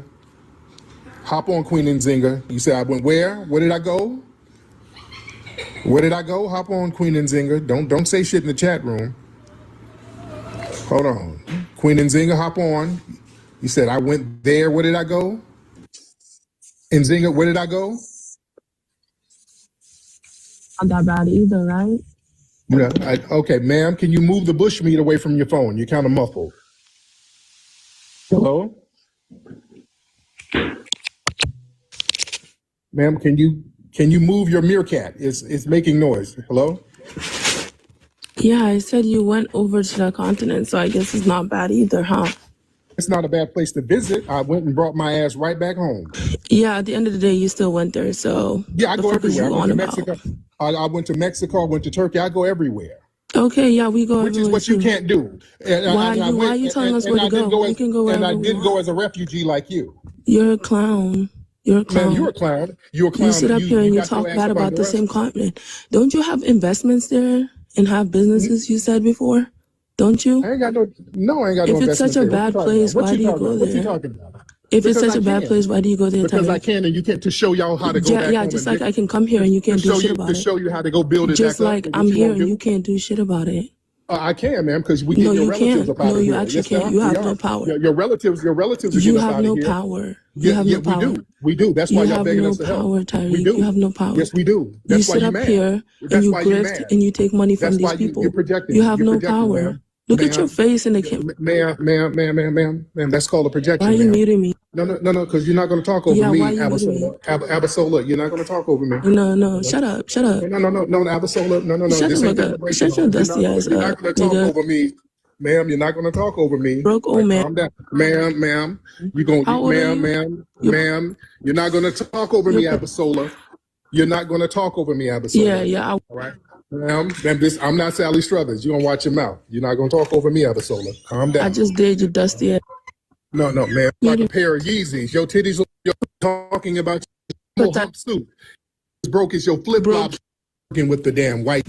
You come from complete failure, ma'am. Slave trade. Because of those Nzingas who participated in the damn slave trade. You come from complete failure, ma'am. Don't come over here whining to us. Yeah, that's who they look up to, ladies and gentlemen. That's their mindset. That's who they look up to. Other sellouts. Come on now. They're mad at us for delineating. Come on, we can't do anything. The hell we can. We stopping some of your musty cousins from coming over here. We're sure stopping that. That's why y'all so mad. You understand? That's why you so mad. Oh yeah, we're stopping a whole bunch of that stuff. That's why y'all want us to be African so bad. Why y'all want us to be African so bad? We ain't doing nothing to you. See, y'all got a lot of smoke for foundational Black Americans. All we're doing is minding. We're telling you, hey man, just do you. We're gonna just focus on our lineage over here, and that got y'all all twisted.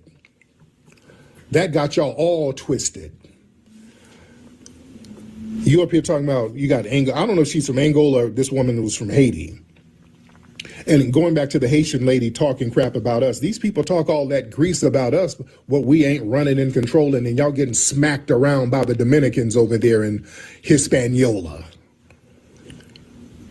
Yeah, you up there at the Dominican border getting popped in the head with an empanada. They're not letting you over there. They're smacking you around left and right. Oh yeah, I went there. Yes, I did.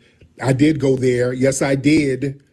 Yeah, y'all got all that lip for us. We're the only people who help your ass. You at the border of the damn Dominican Republic getting hit in the face with a damn chimichanga. They ain't running nothing. You understand me? Come on now. With Queen Nzinga as your profile picture. The hell out of here. Queen Nzinga was a sellout. No. Let's talk about it. Y'all ain't got no Harriet Tubman. See, that's why, let me tell you something. I ain't being mean, but we're gonna talk crazy, we're gonna talk real. Yeah, F Nzinga. Yeah, Mammy. There was a famous story where she met up, I think she met with the Portuguese, met with one of them, and they wouldn't even give her musty ass a chair. She had to make one of them Sambos bend over and act as a human chair so she could sit down. No. Because they wouldn't give her ass a chair. And they think that's a source of pride. No, they knew she wasn't one. That was to let them know what they felt about her. Yeah, look up the history of her. Yeah, y'all got histories of sellouts and Sambos. Let's be real. You ain't got no wins. That's why they need us to be generic Africans. Easy. So that y'all can leech off of our wins. Because when we take our wins off the table, yeah, your scoreboard is looking real empty. You see? Your scoreboard is looking real damn empty. That's why your ass is right over here up under us. Now, let me see who we got here. Hop on in here. Man. Let's see who we got. All right. So speaking of Queen Nzinga. All right. So let's talk about her briefly. Then we're gonna pick up back with the guys talking about her. Okay. So I'm gonna give y'all some quick background. So Queen Nzinga, Nzinga Mbande, she ruled the kingdoms of Ndongo and Matamba in what is today's Angola. So Angola, she ruled Angola, right? So that's why that. See that Angola tether that was debating Tariq. You see the people from Africa who normally calls in trolling. They're from these slave raiding, slave trading countries, these regions. So, as they said already, the Portuguese had already established a major slave trading colony in Luanda, 1575. Now, don't mix up the language with colony. They were not colonizing nothing over there. Colony just means a small portion where they're occupying, but they had to pay rent. They were paying rent to Africans. Angola was one of the largest sources of enslaved Africans sent to Brazil. African states were competing for power, territory, and access to European trade goods, especially guns. So African states were competing for power. So their version of competing for power were selling people. White folks' version of competing for power was buying people. All right. So the region was already heavily tied into the Atlantic slave trade before Nzinga rose to power. Okay. So Nzinga fought the Portuguese, but also used the slave trade. Watch this. Nzinga is famous because she fought Portuguese expansion. She fought Portuguese expansion for decades. However, historians agree she also participated in the slave trade herself. This was common among many African rulers at the time. All right, let's talk about slave raids and war captives, the kidnapping, the stolen. right? They've been using. Nzinga expanded her power through military campaigns. These wars produced captives who were often enslaved, incorporated into the kingdom, traded to Europeans, slave traders, not the Dutch, not the Portuguese, as Unc was trying to lie and say. Captives from rival groups were frequently used as political and economic currency. Captives from rival groups were frequently used as political and economic currency. I'll trade you this guy for some gun, liquor, and K2. So most enslaved people sold to Europeans in the region were war captives or people captured in raids, not necessarily Nzinga's original subjects, but from other Africans, right? Hold on. 1 second. Okay. Now remember, I said, the slave trade, the kidnapping, the slave raids. Who did that? The Dutch? No, they traded with the Dutch. Okay.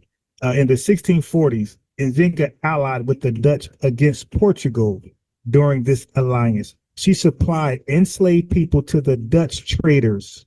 Okay, not raiders, Dutch traders. She supplied enslaved people to the Dutch traders. So you lied when I said earlier, the slave raids, who was that primarily? The Dutch, the Portuguese? No, they were the slave traders, my guy. In exchange, she received guns, military supplies, and political support. Okay. Some historical estimates suggest that thousands of enslaved people were exported annually through trade networks connected to her kingdom. She was doing that. Okay. Nzinga ruled through a vassal system. Subordinate groups were sometimes required to provide soldiers, resources, captives. These captives could enter the slave trade. This was part of how their kingdom maintained military and economic power. Okay. So this behavior, it wasn't unique to just African Queen Nzinga. Across West and Central Africa at that time, access to European firearms, competition between African states, African countries, European demand for enslaved labor. So Europeans were demanding the labor, and it was the Africans capturing and selling them to the Europeans. The Europeans were not slave raiding, okay? Not enough to get 12 to 15 million. That was mainly Africans. So that created an incentive system where rulers captured and traded people. Rulers, not the white man, not the Dutch, not the Portuguese. Are you listening? African rulers captured and trade people because there was an incentive system. The Atlantic slave trade reshaped African politics. You got it? So and by the way, when I'm reading, both are supported by historical evidence. So Queen Nzinga fought for the Portuguese and defended her kingdom. I'm sorry. She fought the Portuguese and defended her kingdom. But like many rulers in Central Africa during the 1600s, like many African rulers, she also used war captives, family. They're warring with each other. Those were enslaved, raided by Africans, and regional conflicts to supply enslaved people to European. You see, it says European. It don't specify, so we can say African. It's saying European here. So right now, I'm telling you that the Portuguese invaded her country. Yes. When they invaded her country, it's a war of liberation for her. Yes. It might not be for us, right? Might not be for Tommy Sotomayor. Yes. Might not be for somebody else. But for her and her land and her people, it's all our war. Yes, of liberation. all our war. Simple as that. So as long as we keep that context, I don't care what y'all add into that after that. So now, keeping that proper, because I got to keep it proper. So she took the key slave supply lands under her control. Yes. It says she also expanded her territory to the north, yes. and in doing so, right, yes. established a diplomatic relations with the Kingdom of the Congo and the Dutch merchants, yes. who were increasingly active in the area. So watch this. So she made sure that her domain had access. So you got other Africans, other countries fighting for this access. So once she rises up, Yeah, whatever, to the land slaves, however you want. But once she got access, this is what she gets. Now the Dutch are looking at her because y'all got to know the Dutch are in there for the same things. Exploration of African resources, whether it be people, whatever, right? And they know that the Portuguese are there. So I'm gonna let y'all know right now, when you engage in this type of conduct and liberation, right? The Dutch, looking at it from the white boy side, they're looking for partners too. They're looking for those, they want to find out who's gonna rise to the top that we can fuck with. Because maybe we can fuck with them to get a few moments later. So they're looking for the best, right? So she established herself, right, as being better as the rest of them at this point. Yeah. Clearly. Simple as that. You see how dismissive Unc is? No, don't worry about it, Chef. Let him go. No, Let him that go. shit is so disrespectful, No, I'm going to make another point here. No. Hold on. I'm going to make Hey, so we're not crazy. It was like, dude, there's something up with you, something fishy. What is up, bro? Why are you all in on Africa? And like the worst of Africa, the slave traders, the slave raiders. Yo, she's selling and harming Africans, the people you supposedly love. And you are big on this, this tether. point. And so everybody listening will know this was control of a resource called African slaves. So y'all got that. So we all so we leave out none of that. Okay, bro. Listen, we leave out none of that. Come on. Listen. I'm a disrespect. Yep. And disrespectful to FBAs, right? That's just who he is. So he said she did exactly what she's supposed to do. Family, that is a dismissive, disgusting way to look at that. No different than a white supremacist. He is treating Africans, the people he loves, like a neutral, like resource play, not a moral issue. And guess what? Even if her strategy is whatever you call smart, it doesn't erase that that she's a control of slave routes. Yo, the white man's strategy to extract us was so-called smart, brilliant.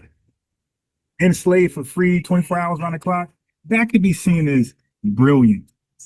But it's brutal. Dude, it's inhumane, man. Yeah, and look, you got your own peoples like, wow, and they like, yo, you tripping, yo?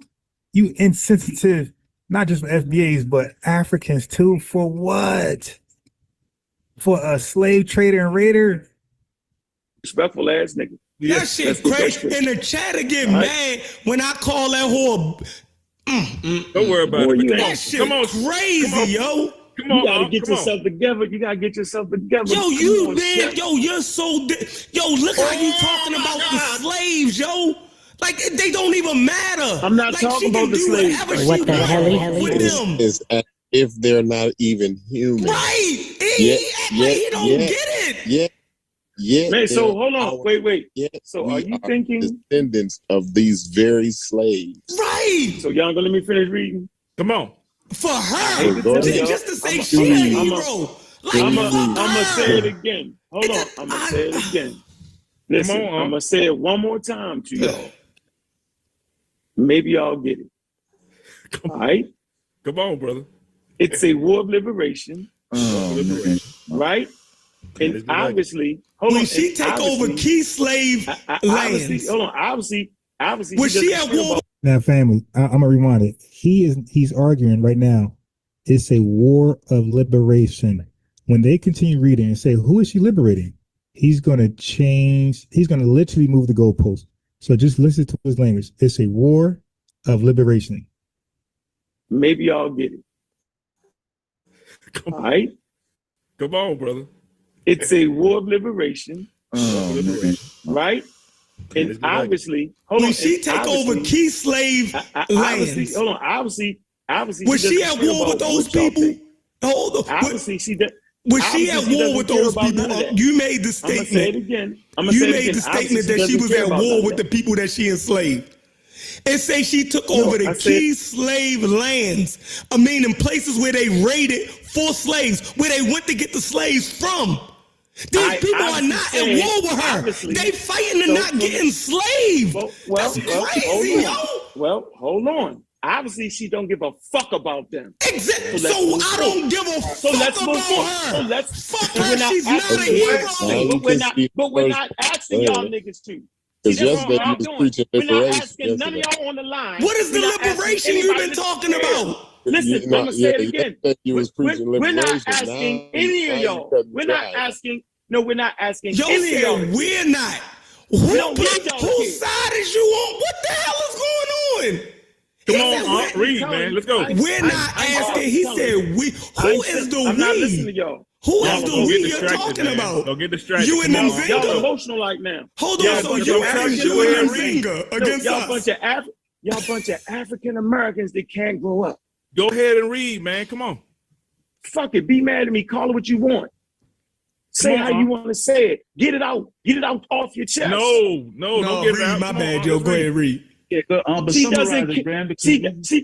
doesn't care about them people. Come on, keep reading, brother. Don't worry about it. Don't worry about them. Come Simple as that. So y'all can have fun, be mad because she ain't care about them. Do all that. Come on, man. But we're gonna keep reading. So we had the Nzinga also established a lucrative. So you just want to get in Sofa? You can read it. Go ahead, Sosa.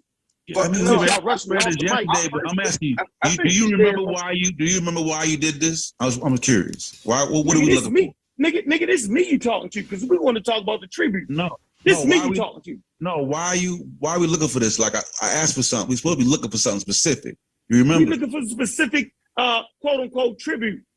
And the reason why I'm saying in this particular sentence right here, it wasn't responding to the way you said that. You said on the show. Right, this ain't the one. This ain't the one because the one said it said bodies. Okay, where is it? Which one? We put up a few different. So this ain't the one. This does say the tribute part. That's why I was saying we can just cut to it. All right, then we'll read this stop then. So long as we agree that it ain't what this one said, because I thought that's. I wasn't talking about. This. Okay, so we can get off that then. So we off that. All right, which one? Like violence that wouldn't occur naturally.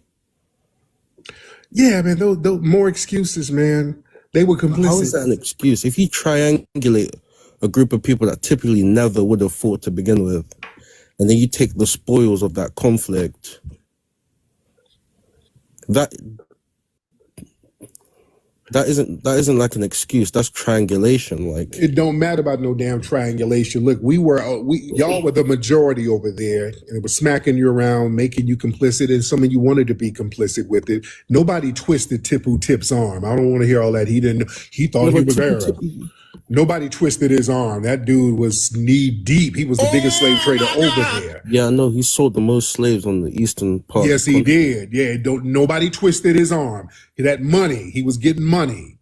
All right. He was also an Arab, though. You're ignoring Arab, and there's black Arabs. There's a lot of black Arabs. That don't mean anything. I mean, technically, I would be a black Arab socially back then, but no, I identify as a black African. Yeah. Zanzibar is not in Arabia, all right? Zanzibar is in Africa. He know his homeland. He was born over there in Zanzibar, in Africa, sir. So yeah, all that excuse is a lot of people think that there's something else. That doesn't excuse it. That's the point.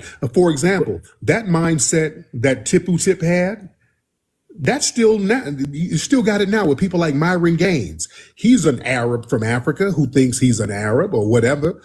And he comes over here, has the same mindset as Tippu Tip against us. That's what we're saying. Yeah, I fully agree with that. Yeah, that mindset is still there, sir. That's what I'm saying. All right.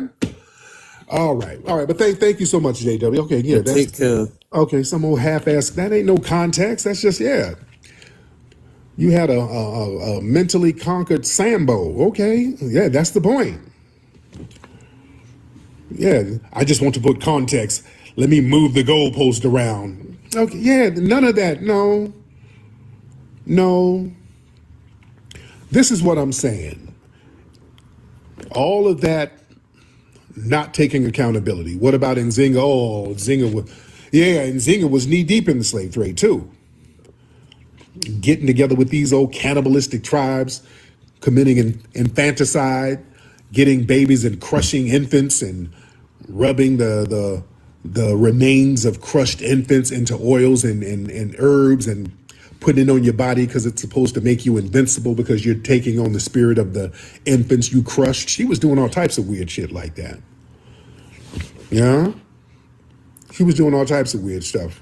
African with the flag, you said, what's not true? African with the flag, hop on. Yo, you hear me? Yes, what's not true? That Queen Nzinga was a slave trader. That's not true. A few moments later. Wait. Please get your microphone together. Please weird shit like that. Yeah? She was doing all types of weird stuff. African with the flag, you said, what's not true? African with the flag, hop on. Yo, you hear me? Yes, what's not true? That Queen Nzinga was a slave trader. That's not true. She was actually fighting against the slave trade. Wait. Please get your microphone together. Please get your microphone together. I can barely hear you. You're very muffled. You're very, very muffled. Please, let me get your mic together. Now, what'd you say? Are you using headphones, sir? Huh? With a second account? Like, because... Brother, are you using headphones? No, I'm not using headphones. My mic is bad. Can I like use like a different account?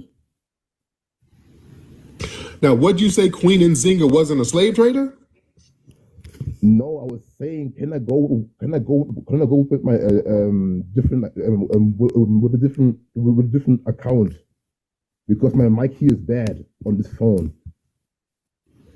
Okay. What the hell are you talking about? How your phone that janky? I could have swore he said Queen Nzinga wasn't a slave trader. Did he say that? I could have swore he said that. I'm like, are you insane? Yeah, how you gonna call up with an iPhone 1.0? Man. But listen, all of this splaining, see, we're not doing that.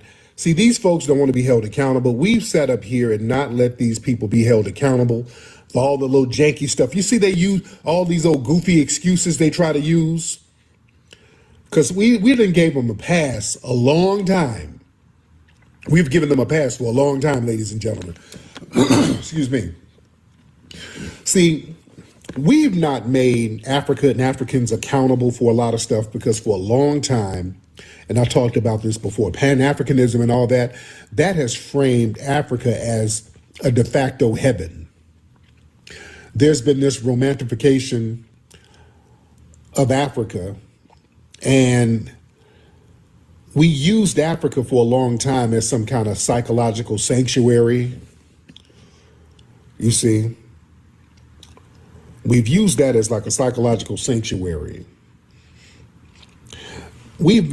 Being over here under brutal, systematic racism, white supremacy, and physical violence, Africa at one point became conceptually transformed into a psychological safe haven. People start telling these stories about, oh, this pristine homeland. That's a stark contrast to the reality of the brutality that we're experiencing now. Oh, there's a safe motherland. It's a pre-colonial utopia where there's green grass and food all over the place and sunny skies and you're walking around free. And a lot of historic narratives started to focus on the majesty of ancient African empires like Mali and Egypt. And you just overlooked some of the wars and the internal oppression and all that stuff. Excuse me, I'm sorry. So yeah, a lot of that early Pan-African stuff, it emphasized absolute global unity among Black people. And in order to achieve this, the continent was framed not as a place of 54 distinct nations with complex geopolitical interests, but they framed it as a single harmonious motherland, which wasn't the case. It can be real, it just wasn't the case. So we were taught to have this noble ancestor trope. We had to use this romantic lens of of modern Africans and view them as strictly the descendants of an uncorrupted royalty or innocent victims of colonialism, rather than them being multifaceted people with the capacity for good and bad, evil and harm, good and harm. And people started to frame Africa like a biblical promised land, a place where ultimate belonging is going to happen. The diaspora will one day return, welcome with open arms, free of alienation and all that shit. Again, that Pan-Africanism turned Africa into a damn de facto heaven. It's like, oh, we're going to go back one day and, oh, we're going to go back to our throne. And you start treating the African people as like infallible angels. If Africa is heaven, the people are angels. You understand? So we ignore the flaws, the prejudices, the capacity for exploitation, and we create this two-dimensional idealized caricature of these innocent, noble people just walking around. They're just victims of colonialism, and they're just waiting on their brothers. We want our brothers to come home. Come home, my brothers. I miss you so. The white man stole you away long ago. I could not go get you in a boat. I've been waiting for so long. Come home, my brother. So we created that. You understand? We created that bullshit. And you go over there like, give me $20, nigga. It's like, oh, hold on. Now it's a bunch of musty niggas begging. Hold on. What kind of, this ain't heaven? This is a musty hell. What is this? I need money, nigga. Okay, yeah. Come on now. I'm not beating up on everybody, but we're gonna have to stop the bullshit. We're gonna have to stop the bullshit. You see, and we've given a lot of them a pass because there's been this fear of breaking ranks. There's like an unwritten rule within marginalized groups. You don't air dirty laundry in public, and criticizing any janky stuff coming from continental Africans. That's, oh, you're providing ammunition for the white supremacists. Oh. And there's this desire for unconditional kinship. As foundational Black Americans, we know how to have a kinship with each other here. So we think, okay, we can have a broader kinship with the people over there. You understand? And we don't want to accept the fact that a lot of them not only have prejudices against each other there, that's why there's so many tribal groups, some of those same prejudices are hitting us as well. You see? We got to understand that. And the thing is, if Africa is acknowledged as a flawed place with people who can be hostile and exploitive, that psychological escape route from American racism is compromised. See, this is why we understand this delineation movement that we're having now. That erases that, because we understand this is our homeland here. We have phenomenal people here. We have our great ancestors who stood on business and fought for us to live a comfortable life here, and we're putting respect on it. So we don't need a psychological escape route. You can go down south and go look at your family's grave and give respect and honor to them and see all the phenomenal things that they've done for us here.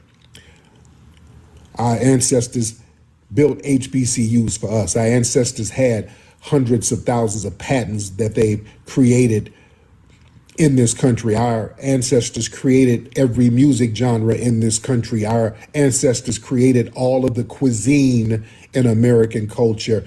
They've already done phenomenal things here that we can respect. We don't have to skip over them, and we're not going to skip over these phenomenal people, because we're trained to skip over them and look at some ancient kingdom in Africa that's supposed to be Wakanda and Zamunda and all that shit. That's why every time they do movies about Africa, it's always something in somewhat of a fantasy realm. That plays on some of those old desires that we had. But the thing is, a lot of us start going over there and seeing what the real deal is. not to crap on the people, but we see what the real deal is, and then we see how certain people act when they get here. Everybody ain't on code. Everybody's not on some utopia. We all need to get together. We see that there's a lot of people out for themselves. And when we be honest, it's always been like that because they have not gotten on code over there. Yeah. So let's be very, very real. Let's talk with the family in here. And we're not trying to beat up on nobody, but we're just going to have to talk real. It has been a false advertisement. Yeah, man. We go over there and what happens FBAs go over there and get scammed left and right. And then you wake up after you got scammed. Yeah. And I ain't saying all, everybody over there is janky. I ain't saying that, but yeah, we've gotten wake-up calls. Yeah, we've gotten some wake-up calls. And yeah, we don't need a fantastic, idealistic Akon City view of Africa to want to run to. No, we good. We're good. We're good. That's why everybody's coming over here. The heaven is here among foundational Black Americans. That's where it's popping. That's the only place it's popping for Black people globally is here among us, foundational Black Americans. That's where it's popping. Erasing history is something that you have to do when it comes to. The Tethers want to get into it, and then people from our lineage wants to get into but to me, it's irrelevant because we're foundational. That's it. If you are able to trace your lineage to the beginning of this country, you are foundational. If those documents were Black, if you're a Black, colored, Negro, people of color, that's what matters. That's the thing that matters. Now, there were some who have indigenous ancestry. There's some indigenous ancestry in my side of the family. I don't say I'm indigenous, I am foundational. Because that's more powerful and that's more accurate. Our role here was pivotal. See, like I said the other day, an indigenous person just could have been somebody sitting up here, for a couple of thousand years, and they just moved them out the way and put them on a reservation somewhere, just unalived and whatever. But a foundational person was pivotal. You were pivotal. You were essential to the building of the United States.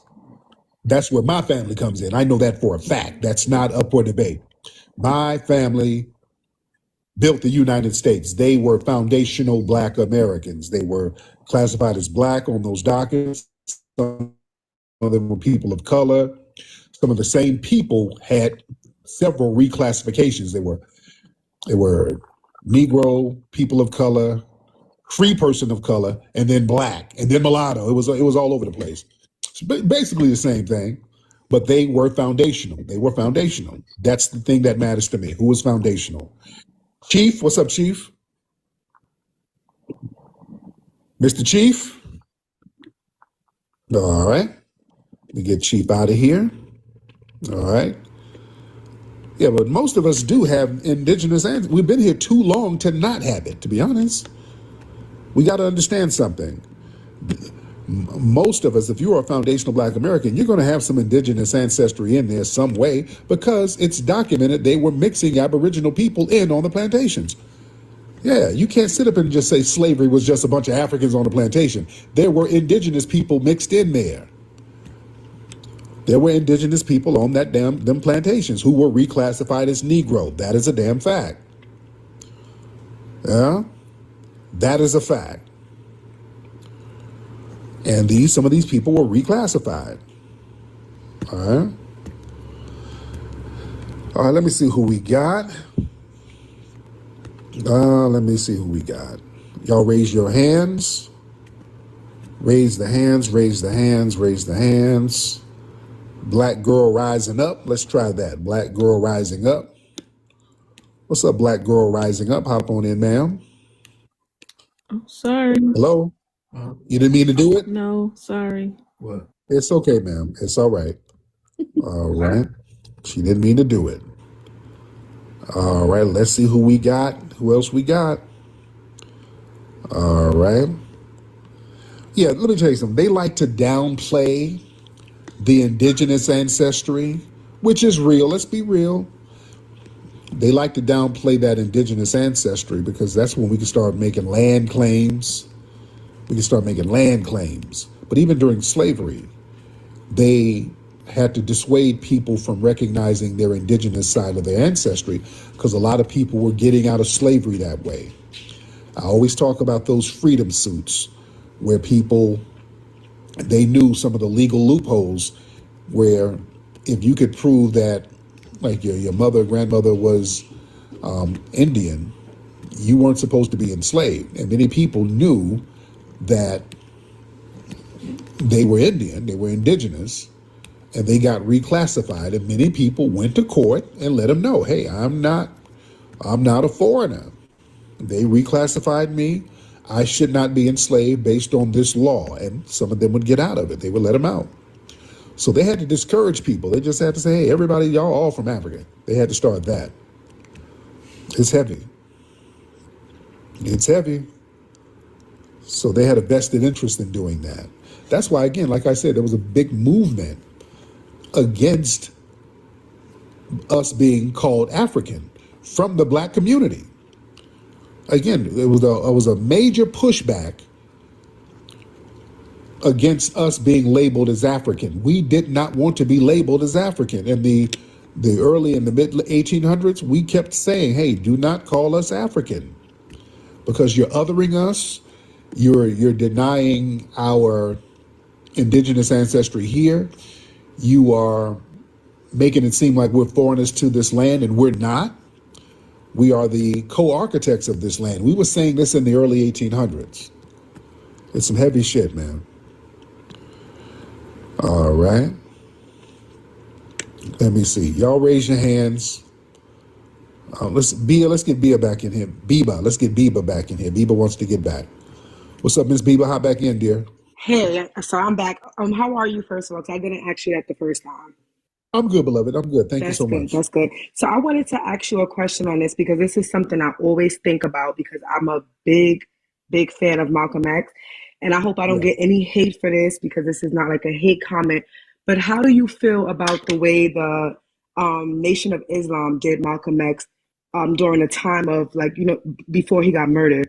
How do you feel about how Elijah Muhammad did him, how Farrakhan did him, how Elijah Muhammad kicked him and his children and his wife out of the house that he purchased for them with nowhere to go, how they all turned their backs on him? Like, what's your take on that? Because I learned that Farrakhan, his mother and father is not even from America. They're immigrants from I forget where his father's from, but I know his mother's from Jamaica. Either or, but I know he is a child of two immigrants. So I never felt like Farrakhan was really for us. I just felt like he just wanted the image that Malcolm X had. So what's your take on that? Well, no, I like Farrakhan. I think Farrakhan is a writer. Farrakhan has upheld the teachings of Elijah Muhammad. So, you know, I rock with Farrakhan. I think Farrakhan is cool. Farrakhan has done a lot of good things. But a lot of the stuff they said the Nation of Islam did, like they were responsible for Malcolm being unalive, that's not true. That's not true. There's so much. They were trying to get at Malcolm when he went over to Africa, when Malcolm was in Africa. And we talk about this in the new movie, by the way. In Hidden Color 6, what she just asked, we break all that down. We got a whole segment in there breaking that down too. But what really went down with Malcolm and who was responsible for doing certain things. We got the documents. Yeah, the FBI had him on a hit list. Basically, they were trying to get at him anyway. They were trying to get at him. They tried to unalive him a couple of times when he was in Africa. They tried to poison him a couple of times overseas. So yeah, we just wait till the movie come out so we can just break all of that down. All right, we break all of that down. Oh yeah, they poisoned Malcolm over in Africa, and he saw people like who was allegedly the CIA and FBI following him over there in Africa.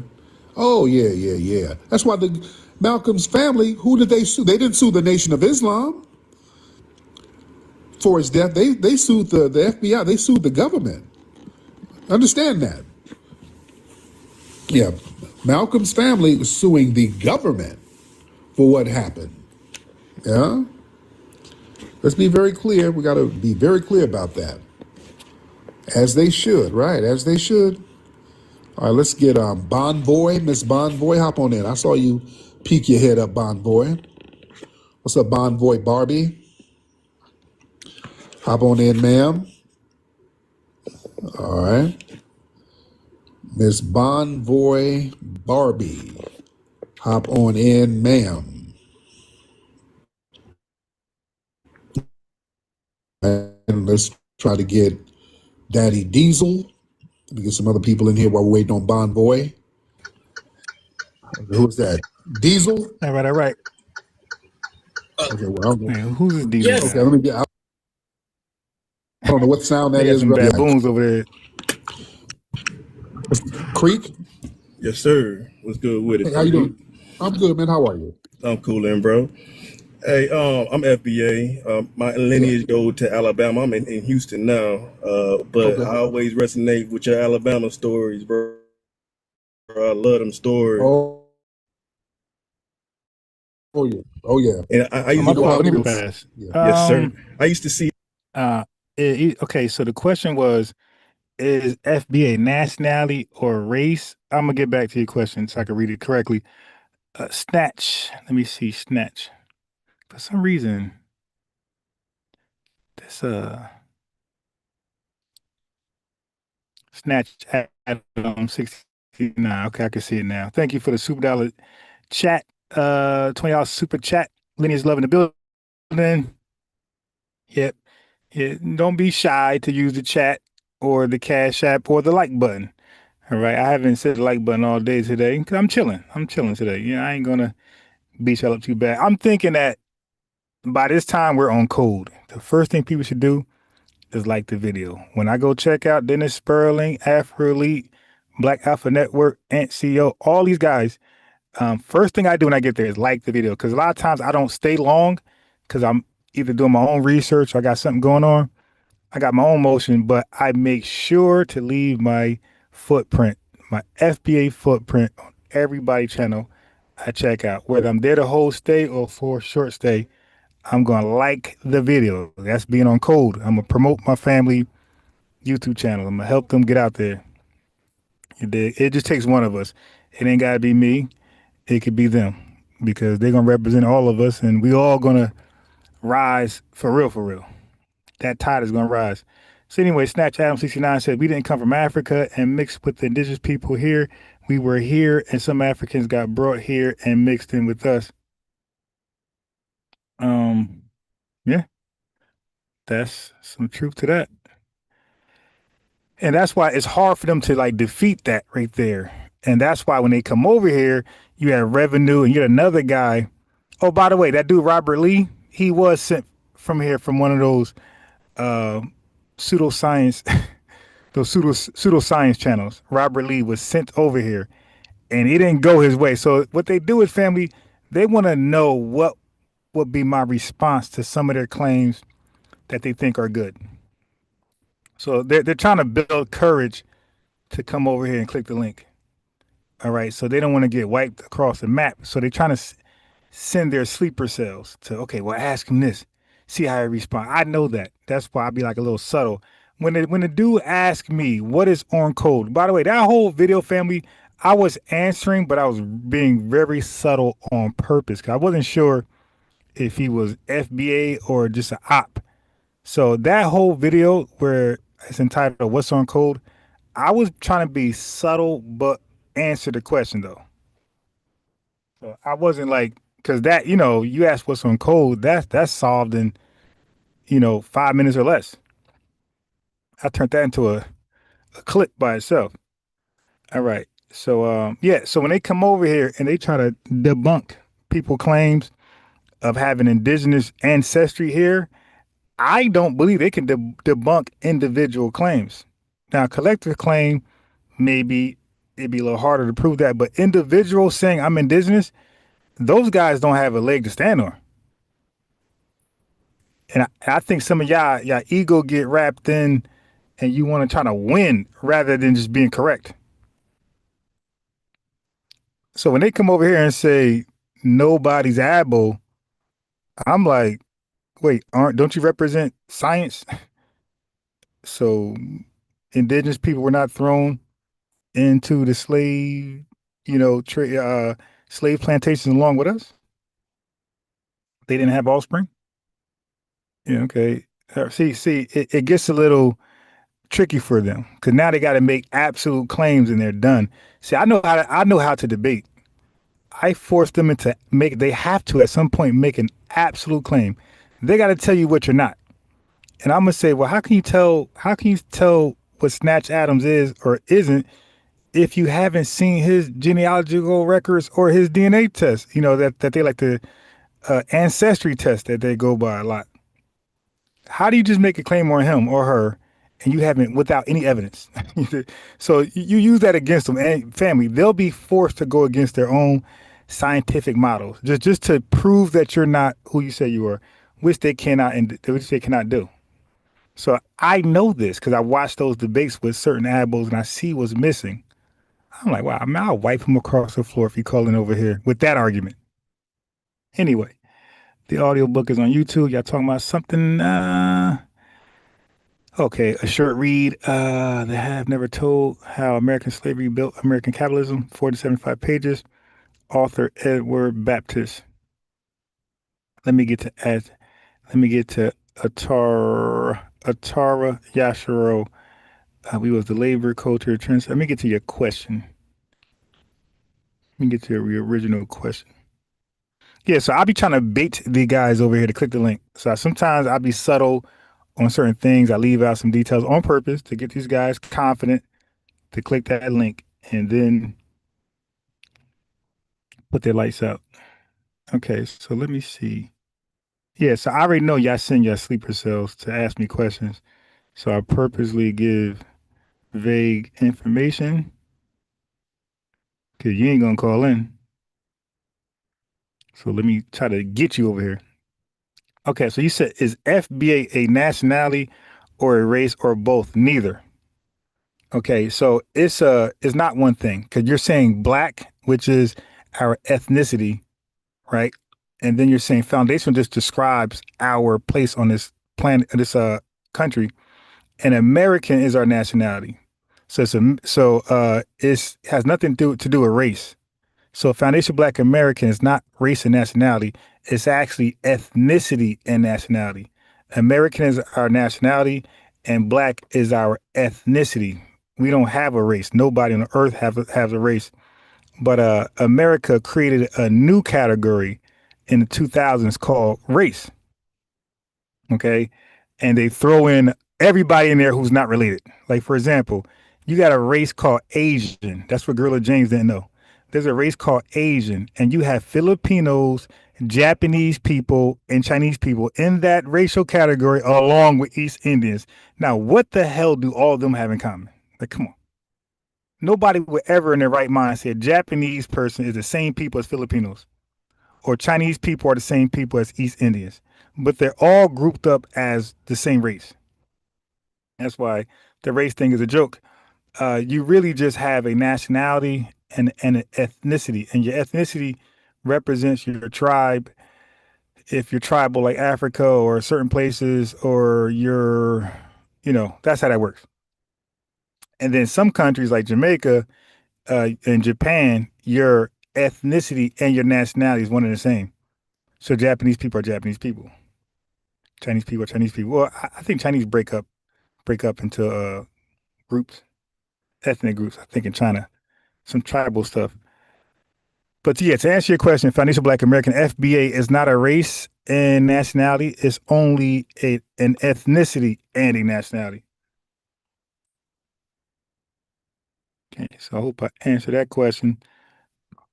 Anybody who's scared to call up that has an issue with FBA, any issue at all, any questions, any concerns, click that link right there. Anybody but Gorilla James. Okay, click that link right there and ask away. Yeah, so you got a lot of gorillas out here all of a sudden banging on FBAs. You dig? And we call them gorillas out. Gorilla James was the first one. Now Gorilla Reid is out here stomping hard for misinformation. We got her. We got her. All right. Race means something in a racist. Shadow to Limelight says race means something in a racist country. It's competition here. It's a race to the a race to the finish line. Yeah, facts. Race is race only exists in a racist country. That's a good one.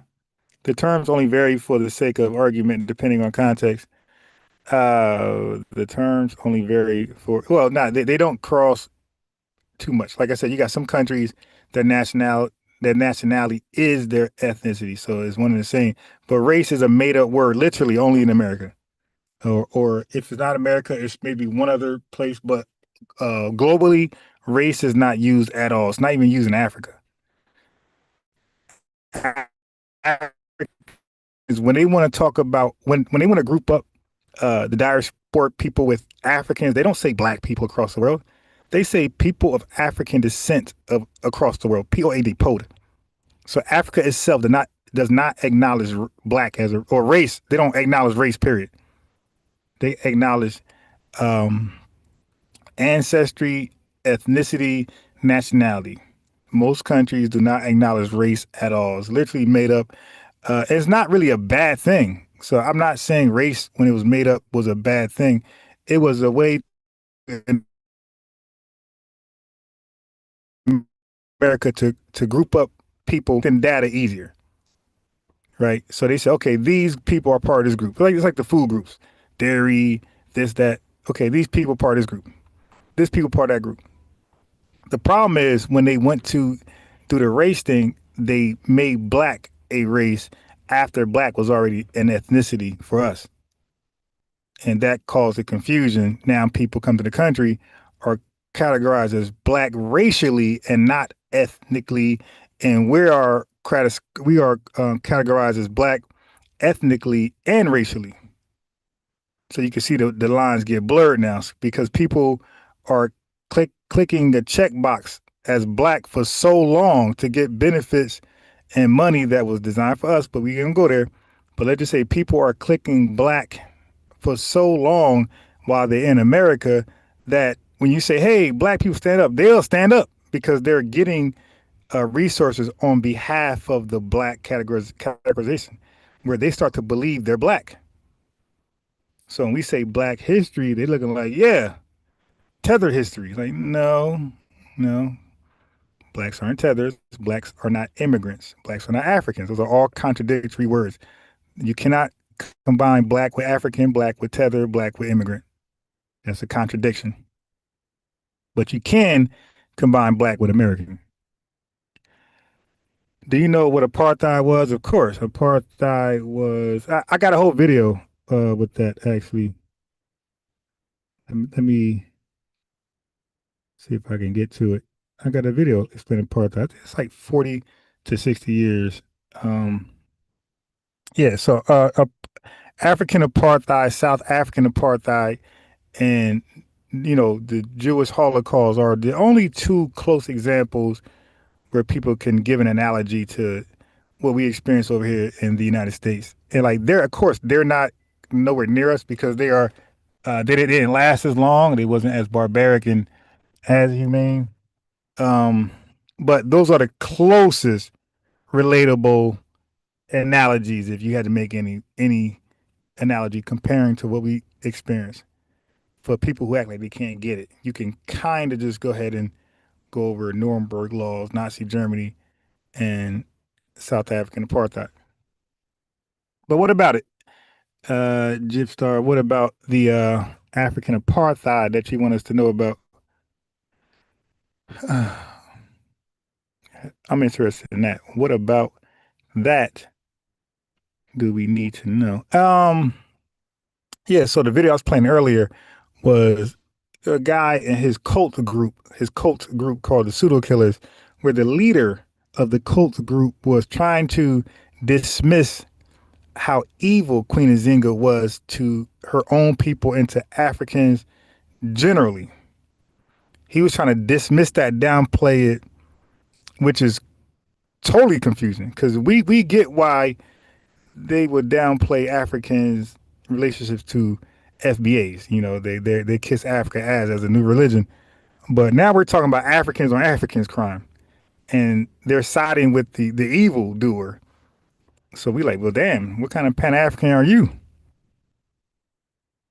You're siding with the evildoer. So that was the confusion. So his cult group ended up splitting up because their leader just wasn't found on facts. Everybody's telling him, hey, man, Queen Nzinga, she was all about the money. She was a slave trader, slave raider. She had no good in her heart for the liberation of Africans. The way Umar and them talk about liberation for Africans, she was against that. She was for money, and she didn't care if African slavery existed everywhere. As long as she made a profit, she was cool with that. And he was in denial. His whole group went against him, and as they said, they end up quitting the group and being just rogue cult members, right? Because the cult rhetoric still stays inside of them. They just don't have a formal organization right now. They're like free agent cult members.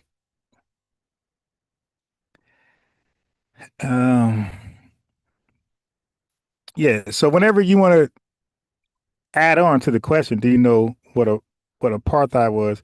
When you want to add on to that question, just click the link. All right. Yeah. World Chatter says super chats and super stickers are available. Facts. You want to support the channel? You can do it through messaging like that. Super chat, super stickers, Cash Apps, and like the button. You could just either one of those options are good. You can do all three or all four or just one. But liking the video is also a great option to choose. Lightning bugs in Alabama all the time, just like you. I don't go to Alabama too much these days, so I'm not really sure about it these days. But what I did wanted to mention was old buddy, who just got on here talking about he was FBA. He didn't have no lineage. He did a genealogy. He didn't see his lineage go back to indigenous times. I'm like, how you prove that? You know, like, did he see Africans in his genealogy? What was their names? What years did they get here? He didn't. Cause I heard him on another live. I didn't hear his proof, his evidence. He just saying that he didn't find any indigenous blood in his genealogy. So I'm like, prove it. You know what I'm saying? Because I know you're doing your genealogy. Did you ever see any Africans in your genealogy anywhere? No, not at all. That's what I'm saying. I did mine too. Everybody doing theirs. No, I ain't never heard not one person say they didn't found an African anywhere in their genealogy. So I just need these people to prove it. Yes, indeed, man. Thank you so much, brother. Let's get Africa Best Strings. Good morning, Tariq Nasheed. How are you? I'm good, Africa. How are you? I'm wonderful. It's funny, I trolled you last time. You thought I was a tether. This is Violin Mommy, but I'm restricted from my other page. I don't play about us for real. So I decided I'm on a mission. I'm going to pretend I'm one of them. Yeah, this is a mission that I'm on. I'm going to pretend I'm one of them. And then I'm separate the tethers from the Pan-Africanist. Oh, Lord. Yeah, man, the tethers ain't gonna like that. They're not gonna like that. They so confused. I'm over on this page. I said I'm Somalian. I said, hi, I'm from Minnesota, Somalia, and we need to get people like Dr. Umar out of our business. Lord. Yeah, man. Yeah. Thank you, dear. Thank you so much, beloved. Let me get some more people in here. All right. We're going to get a couple of more folks in here. We got a lot of people in here. Everybody go to colors6.com. We need everybody to support the page, ladies and gentlemen. Hidden Colors 6. We need everybody to get involved with that. All right. HiddenColors6.com. All right. We need everybody to get involved with that. We only got 9 days left. We're at 72K. We can do it, ladies and gentlemen. We can get to the goal. We need everybody to get involved with that, ladies and gentlemen. We are at 72K. All right. So everybody, let me show y'all. Hold on. Just where we at with it right now. 72K. Okay, South African from Johannesburg, and Okay. as black as they come. Yeah. And are you still in South Africa right now? Yes, I'm in Johannesburg right now as we speak. Yes, indeed. So what's on your mind, Victor? Okay, I just wanted to get your opinion on a few things here. So we have had a back and forth with African immigrants migrating to South Africa, and it seems as if the world is looking at South Africa as Afrophobic or a self-hating nation, because we've pretty much had enough of this. So I just want to hear your thoughts on that. Do you think that South Africa should look at other African nations as just basically a country instead of like a sovereign nation with its own culture, and expect everybody to have their documents correct? Okay. Thank you, bro. I don't know what he's talking about. I'm trying to rock with him. Shout out to South Africa. I don't know what he's saying. I don't know what he's saying, to be honest. So I don't know what he's saying. Cousin Amani. Hold on, that's not her. That's too clever, too smooth. Too clever. What's going on, Tariq? How you doing tonight, man? I'm good. What's all that noise in the back, brother? Oh, my bad. That's just hold on. Is that better? For like 12 years. I remember when he first came to this country, he couldn't speak a lick of English. And he told me that, he was told not to hang around the Black Americans when he came here, but that he glad that he did. I don't believe that. I don't believe that. They all say that. Dude, when I was over there, again, I was just over there in Senegal, I didn't see any elderly people. The elderly people damn near non-existent. They say they off in some rural area somewhere. The healthcare is so bad over there. It's you can't really survive as an elderly person in many of those West African nations because the infrastructure is poor and the healthcare is poor and the economy is poor. So you can't sustain yourself as an elderly person. There's nothing to sustain you. Have you been to Mali though? I have not been to Mali, and that shit. And that's more economically depressed than some of those other places. But yeah, they run a lot of game, telling us that we just over here to make money and we're gonna go retire. That's cap, man. That is cap. They say that to try to get us to go over there to make us think that it's popping. And they know it's not. That's all cap. Breezy, what's up, Breezy? Yo, Breezy? Okay, I know this nigga didn't go to sleep. Lord, get out of here, Breezy. All right, nigga up here snoring. Sitting up here with a bonnet on. That nigga sound like he got on a bonnet. They're snoring. All right. Just a big snoring nigga.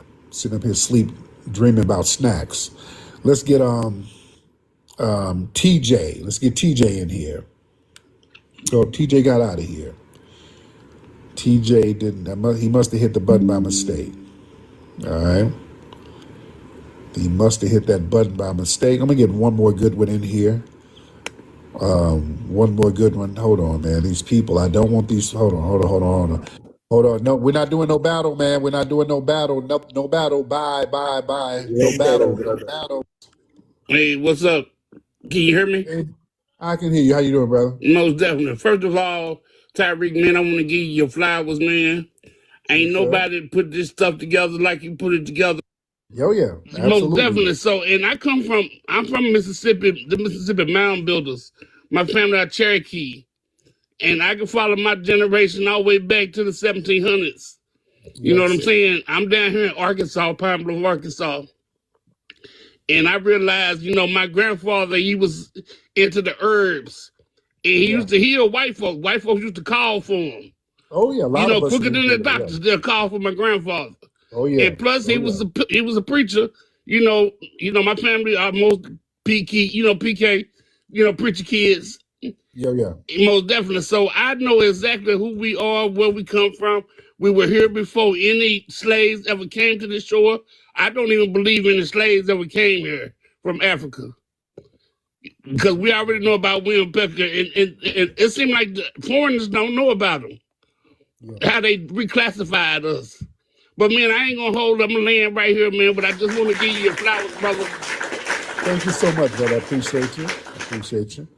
All right, let's get one more. I always say one more, but let's see who we got.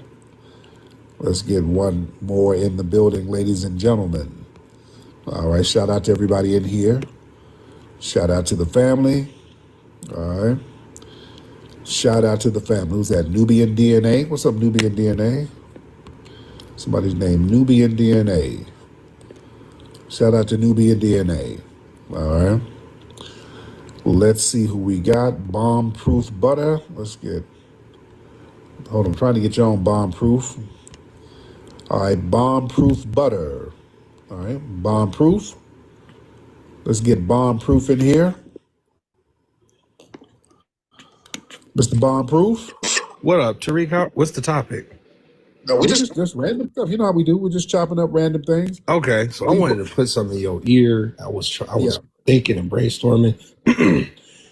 I know you said reparations are coming. It's just a matter of when. But what can we possibly do as grassroots to jumpstart it? Can we do like with our lineage papers and do a clash action lawsuit? Because a lot of these corporations have been around. Yeah. The indigenous thing, I don't think that will work because, again, the white supremacists, they've already infiltrated all of these tribes, and then they got to do the whole federally recognized thing. There's already 400 tribes that are not even federally recognized, and many of these are the black ones, by the way. So, yeah, there's already a long line for that. We got a more immediate claim with slavery, and we just got to hammer down on it, and it's the United States government that's going to be in the crosshairs as far as the campaigning too. We're campaigning to them for it because we could not get out of slavery because of the federal government. So the entire U.S. government is to blame. So I don't want to go after just individual corporations. It is the U.S. government that was responsible. We always got to keep it on them. So when people start, well, I wasn't here. I didn't own a slave. No. The U.S. government. We couldn't get out of slavery because of the federal government, ladies and gentlemen. They had the Fugitive Slave Act. They protected slave owners. The Seminole War, that's another thing we got to bring up when we bring it to the federal government, because they sent the United States Army into Florida to round up people who were runaways. That's why when they were sending letters, some of those U.S. soldiers were sending letters to their families during the Seminole War. They were like, hey, man, I thought we were defending the country, and they got us acting as slave catchers down here. And these Negroes are bringing the heat. So it's the federal government, all right? It's the federal government that's going to be responsible, all right? Let's see who we got. Let's get this sister here. Her name is Ava. What's up, Ava? Yeah, I don't look good in the game. Like I hit it by mistake. I'm sorry. I used to wear Okay, Ava. All right, thank you. Okay. All right, Ava hit the button by mistake. That's all right. All right, ladies and gentlemen. Shout out to everybody. And let's get Blanco de Negro. Let's get Blanco de Negro in here. Brother Blanco. Oh, sorry, brother. Hit the button by mistake. Hit by mistake. Okay, boy, y'all be killing me. Hitting that button by mistake, ladies and gentlemen. All right. Everybody, let's get,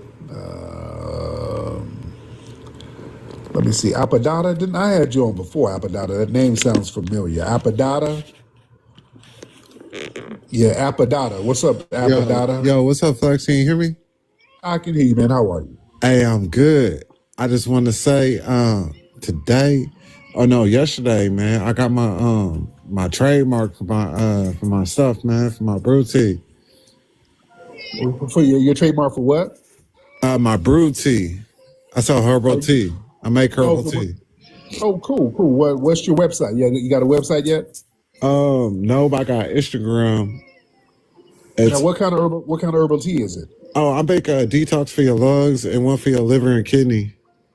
Oh shit, I need some of that shit. I need that. No doubt, no doubt. I'm gonna come down to the history museum, man. I'm gonna come see you and bring you some. Absolutely, man. I love that, man. Thank you so much. I appreciate that. All right, man. All right, let me get up out of here, man. Y'all go to hiddencolors6.com. Hiddencolors6.com. Everybody get involved. We only got 9 days to go, so we need the family to get involved with Hidden Color 6 family. We got to reach that goal. Everybody make a contribution to Hidden Color 6, the most important documentary film in the decade. Boy, this is so needed. We got to get this, man. This is needed for the culture. We want to have the movie out by this summer. So everybody get involved, please. HiddenColor6.com and contribute to the Kickstarter. All right? I'm up out of here, guys. Papi Akute, Lola Vuve to the family. Peace. You know, erasing history is something that you have to do when it comes to conquest, domination, and destroying a people. If people knew who they were, and what they were capable of in the past, they will understand what they have a possibility or a likelihood of doing in the future. Foundation of Black Americans, we've always had a culture of resistance. We cultivated a culture of resistance on this land. All right. So no. Wait. Frank Jokawa. Why do so many Africans try to claim FBA Black American culture and history? Because they don't have much of it for themselves. Their history, as we've seen earlier, is based on slave trading. Like their heyday, their golden era was slave trading. That's when they were on top. That's when they had money rolling in. You dig? Their claim to fame. Their claim to fame is slave trading. That's the West Africans, Central Africans, right? When you go up north, you got those Africans who are completely different than the West Africans who built the pyramids and got that Egypt story going on, right? All the sand and all those type of wars with the Cushites, the Nubians, those people up north, near Morocco, the top of Africa, the tip of Africa, right? So West Africans, Central Africans, they really don't have much to cling on to. If you want to be technical, look into the history, is really, they're going to talk about Mansa Musa over and over and over. You dig? Mansa Musa, he could be considered the first coon. This dude just dropping off gold to Europeans for no reason. Like, here you go, boss. Yeah, so with that right there, they don't have much of a history to brag about. Most of their history is shameful. Atara Yasharal says, I gave a thumbs up. I don't know why people can't. Yeah, the thumbs up is like the easiest thing to do. I didn't even check today because I didn't feel like getting upset. So I didn't even check today's thumbs up, but hopefully you guys did. And hopefully I answered the question. Frank Joe Caldwell. That is the main goal, the main reason why I believe that they must tether on. And we did it all. Like, we have a history that make people marvel, not over no damn pyramids. That's nothing. You just built something to sit right there and look at. And it has no use in today's time. Matter of fact, that ain't had no use after their dynasty was over. What use did anybody move into the pyramids? Wow, let's move to the pyramids. And no, man, that had no use after that dynasty, that era ended. All right, we are the real pyramid builders today. What we built on this world is the greatest thing ever known. And that's this place called America. It's become a #1 superpower, richest country, richest this, richest that, the global superpower, arms, power, Navy. We jump started all of that.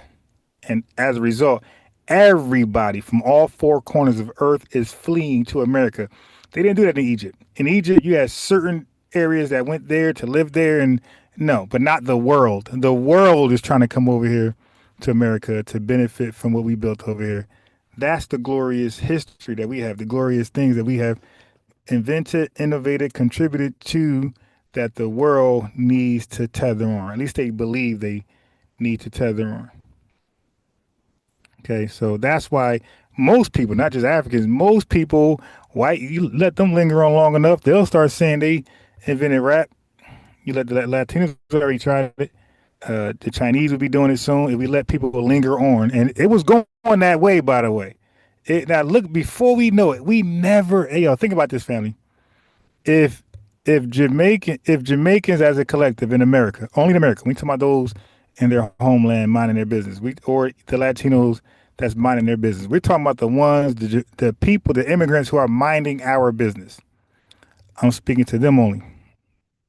We never knew, we Foundation Black Americans never knew how they truly felt about hip hop, how they thought they were even contributors into hip hop. We never knew that until they blasted it one day with a Fat Joe and then Busta Rhymes. Like, wow. Yeah, and that's called betrayal. You let your feelings out early. We should have been had these conversations. You feel me? So they like attacked us from all sides. But this was never a conversation we thought that was needed to be had. Like, we thought it was clear like hip hop was a foundation, overall a foundation Black American invention, in spite of whoever added to. We thought the consensus would just say, we got it. But we start to see how people really feel, right? How they felt the whole time in closed doors. DC is here. Shalom, family. What's up, Ron? We are the culture. Facts. It's Lord Moss said, when I get a chance, I'm going to send Ron the link and timestamp. Guillory, I think he'll get a good laugh like I did. Okay. Hi, Ron. FBA Empowerment. Hi, Ron. Can you next look at CBC writing Trump and blatantly undermine FBA? The Jamaican and other MOP MOP immigrants are diabolical. Okay, let me see this.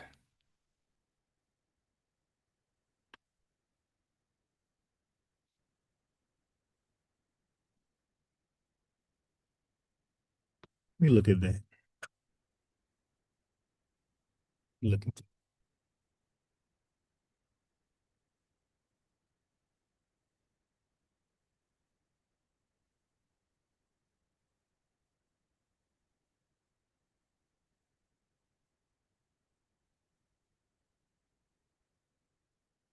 Look into that.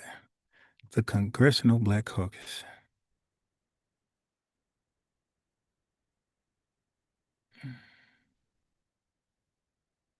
Okay, I pulled it up. It's a nice read here. Let me look into that. I'll get back to you on that one. I'll look through that. Okay.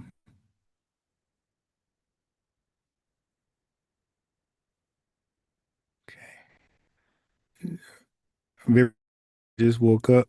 Yeah, we're about to end it actually. Or I agree. I didn't know they believed the lies they told. Yeah. Look, the first video I played to you was this one. Hold on, not that one. This one. Look how it starts off. Them to slavery as opposed to seeing it as, first of all, why do you believe the white man's history so much? I went to boarding school in Cameroon and I learned that one of the tactics that they used to get Africans in the slaves in the ships, they stole them literally. No. What's the word? They would come to the chief and say, hey, we just need a couple of men to work for this amount of time, and those men would never come back. I mean, there were so many different sneaky ways that they got people away. Do you think Africans were proud to? Okay, so I would have sold everybody. I would like to say something as well. Wait, hold on. Go ahead, Rashad. You have the women of Dahomey. They were doing, I think it was 75% of slaves that came through the transatlantic slave trade came straight through there. Matter of fact, they had, if I remember right, they had a tree. They used to have their slaves walk around called the tree of forgetfulness because they didn't want when them slaves died over there, their spirits to come back and haunt them. They were brutal with their tactics, cutting jaws off, killing. What are your sources? Where are you? Oh my God! Zora Neale Hurston. Zora Neale Hurston is one of the greatest. I have never heard that in my life. Okay. They were our brothers that were kidnapped. They were our brothers that were kidnapped.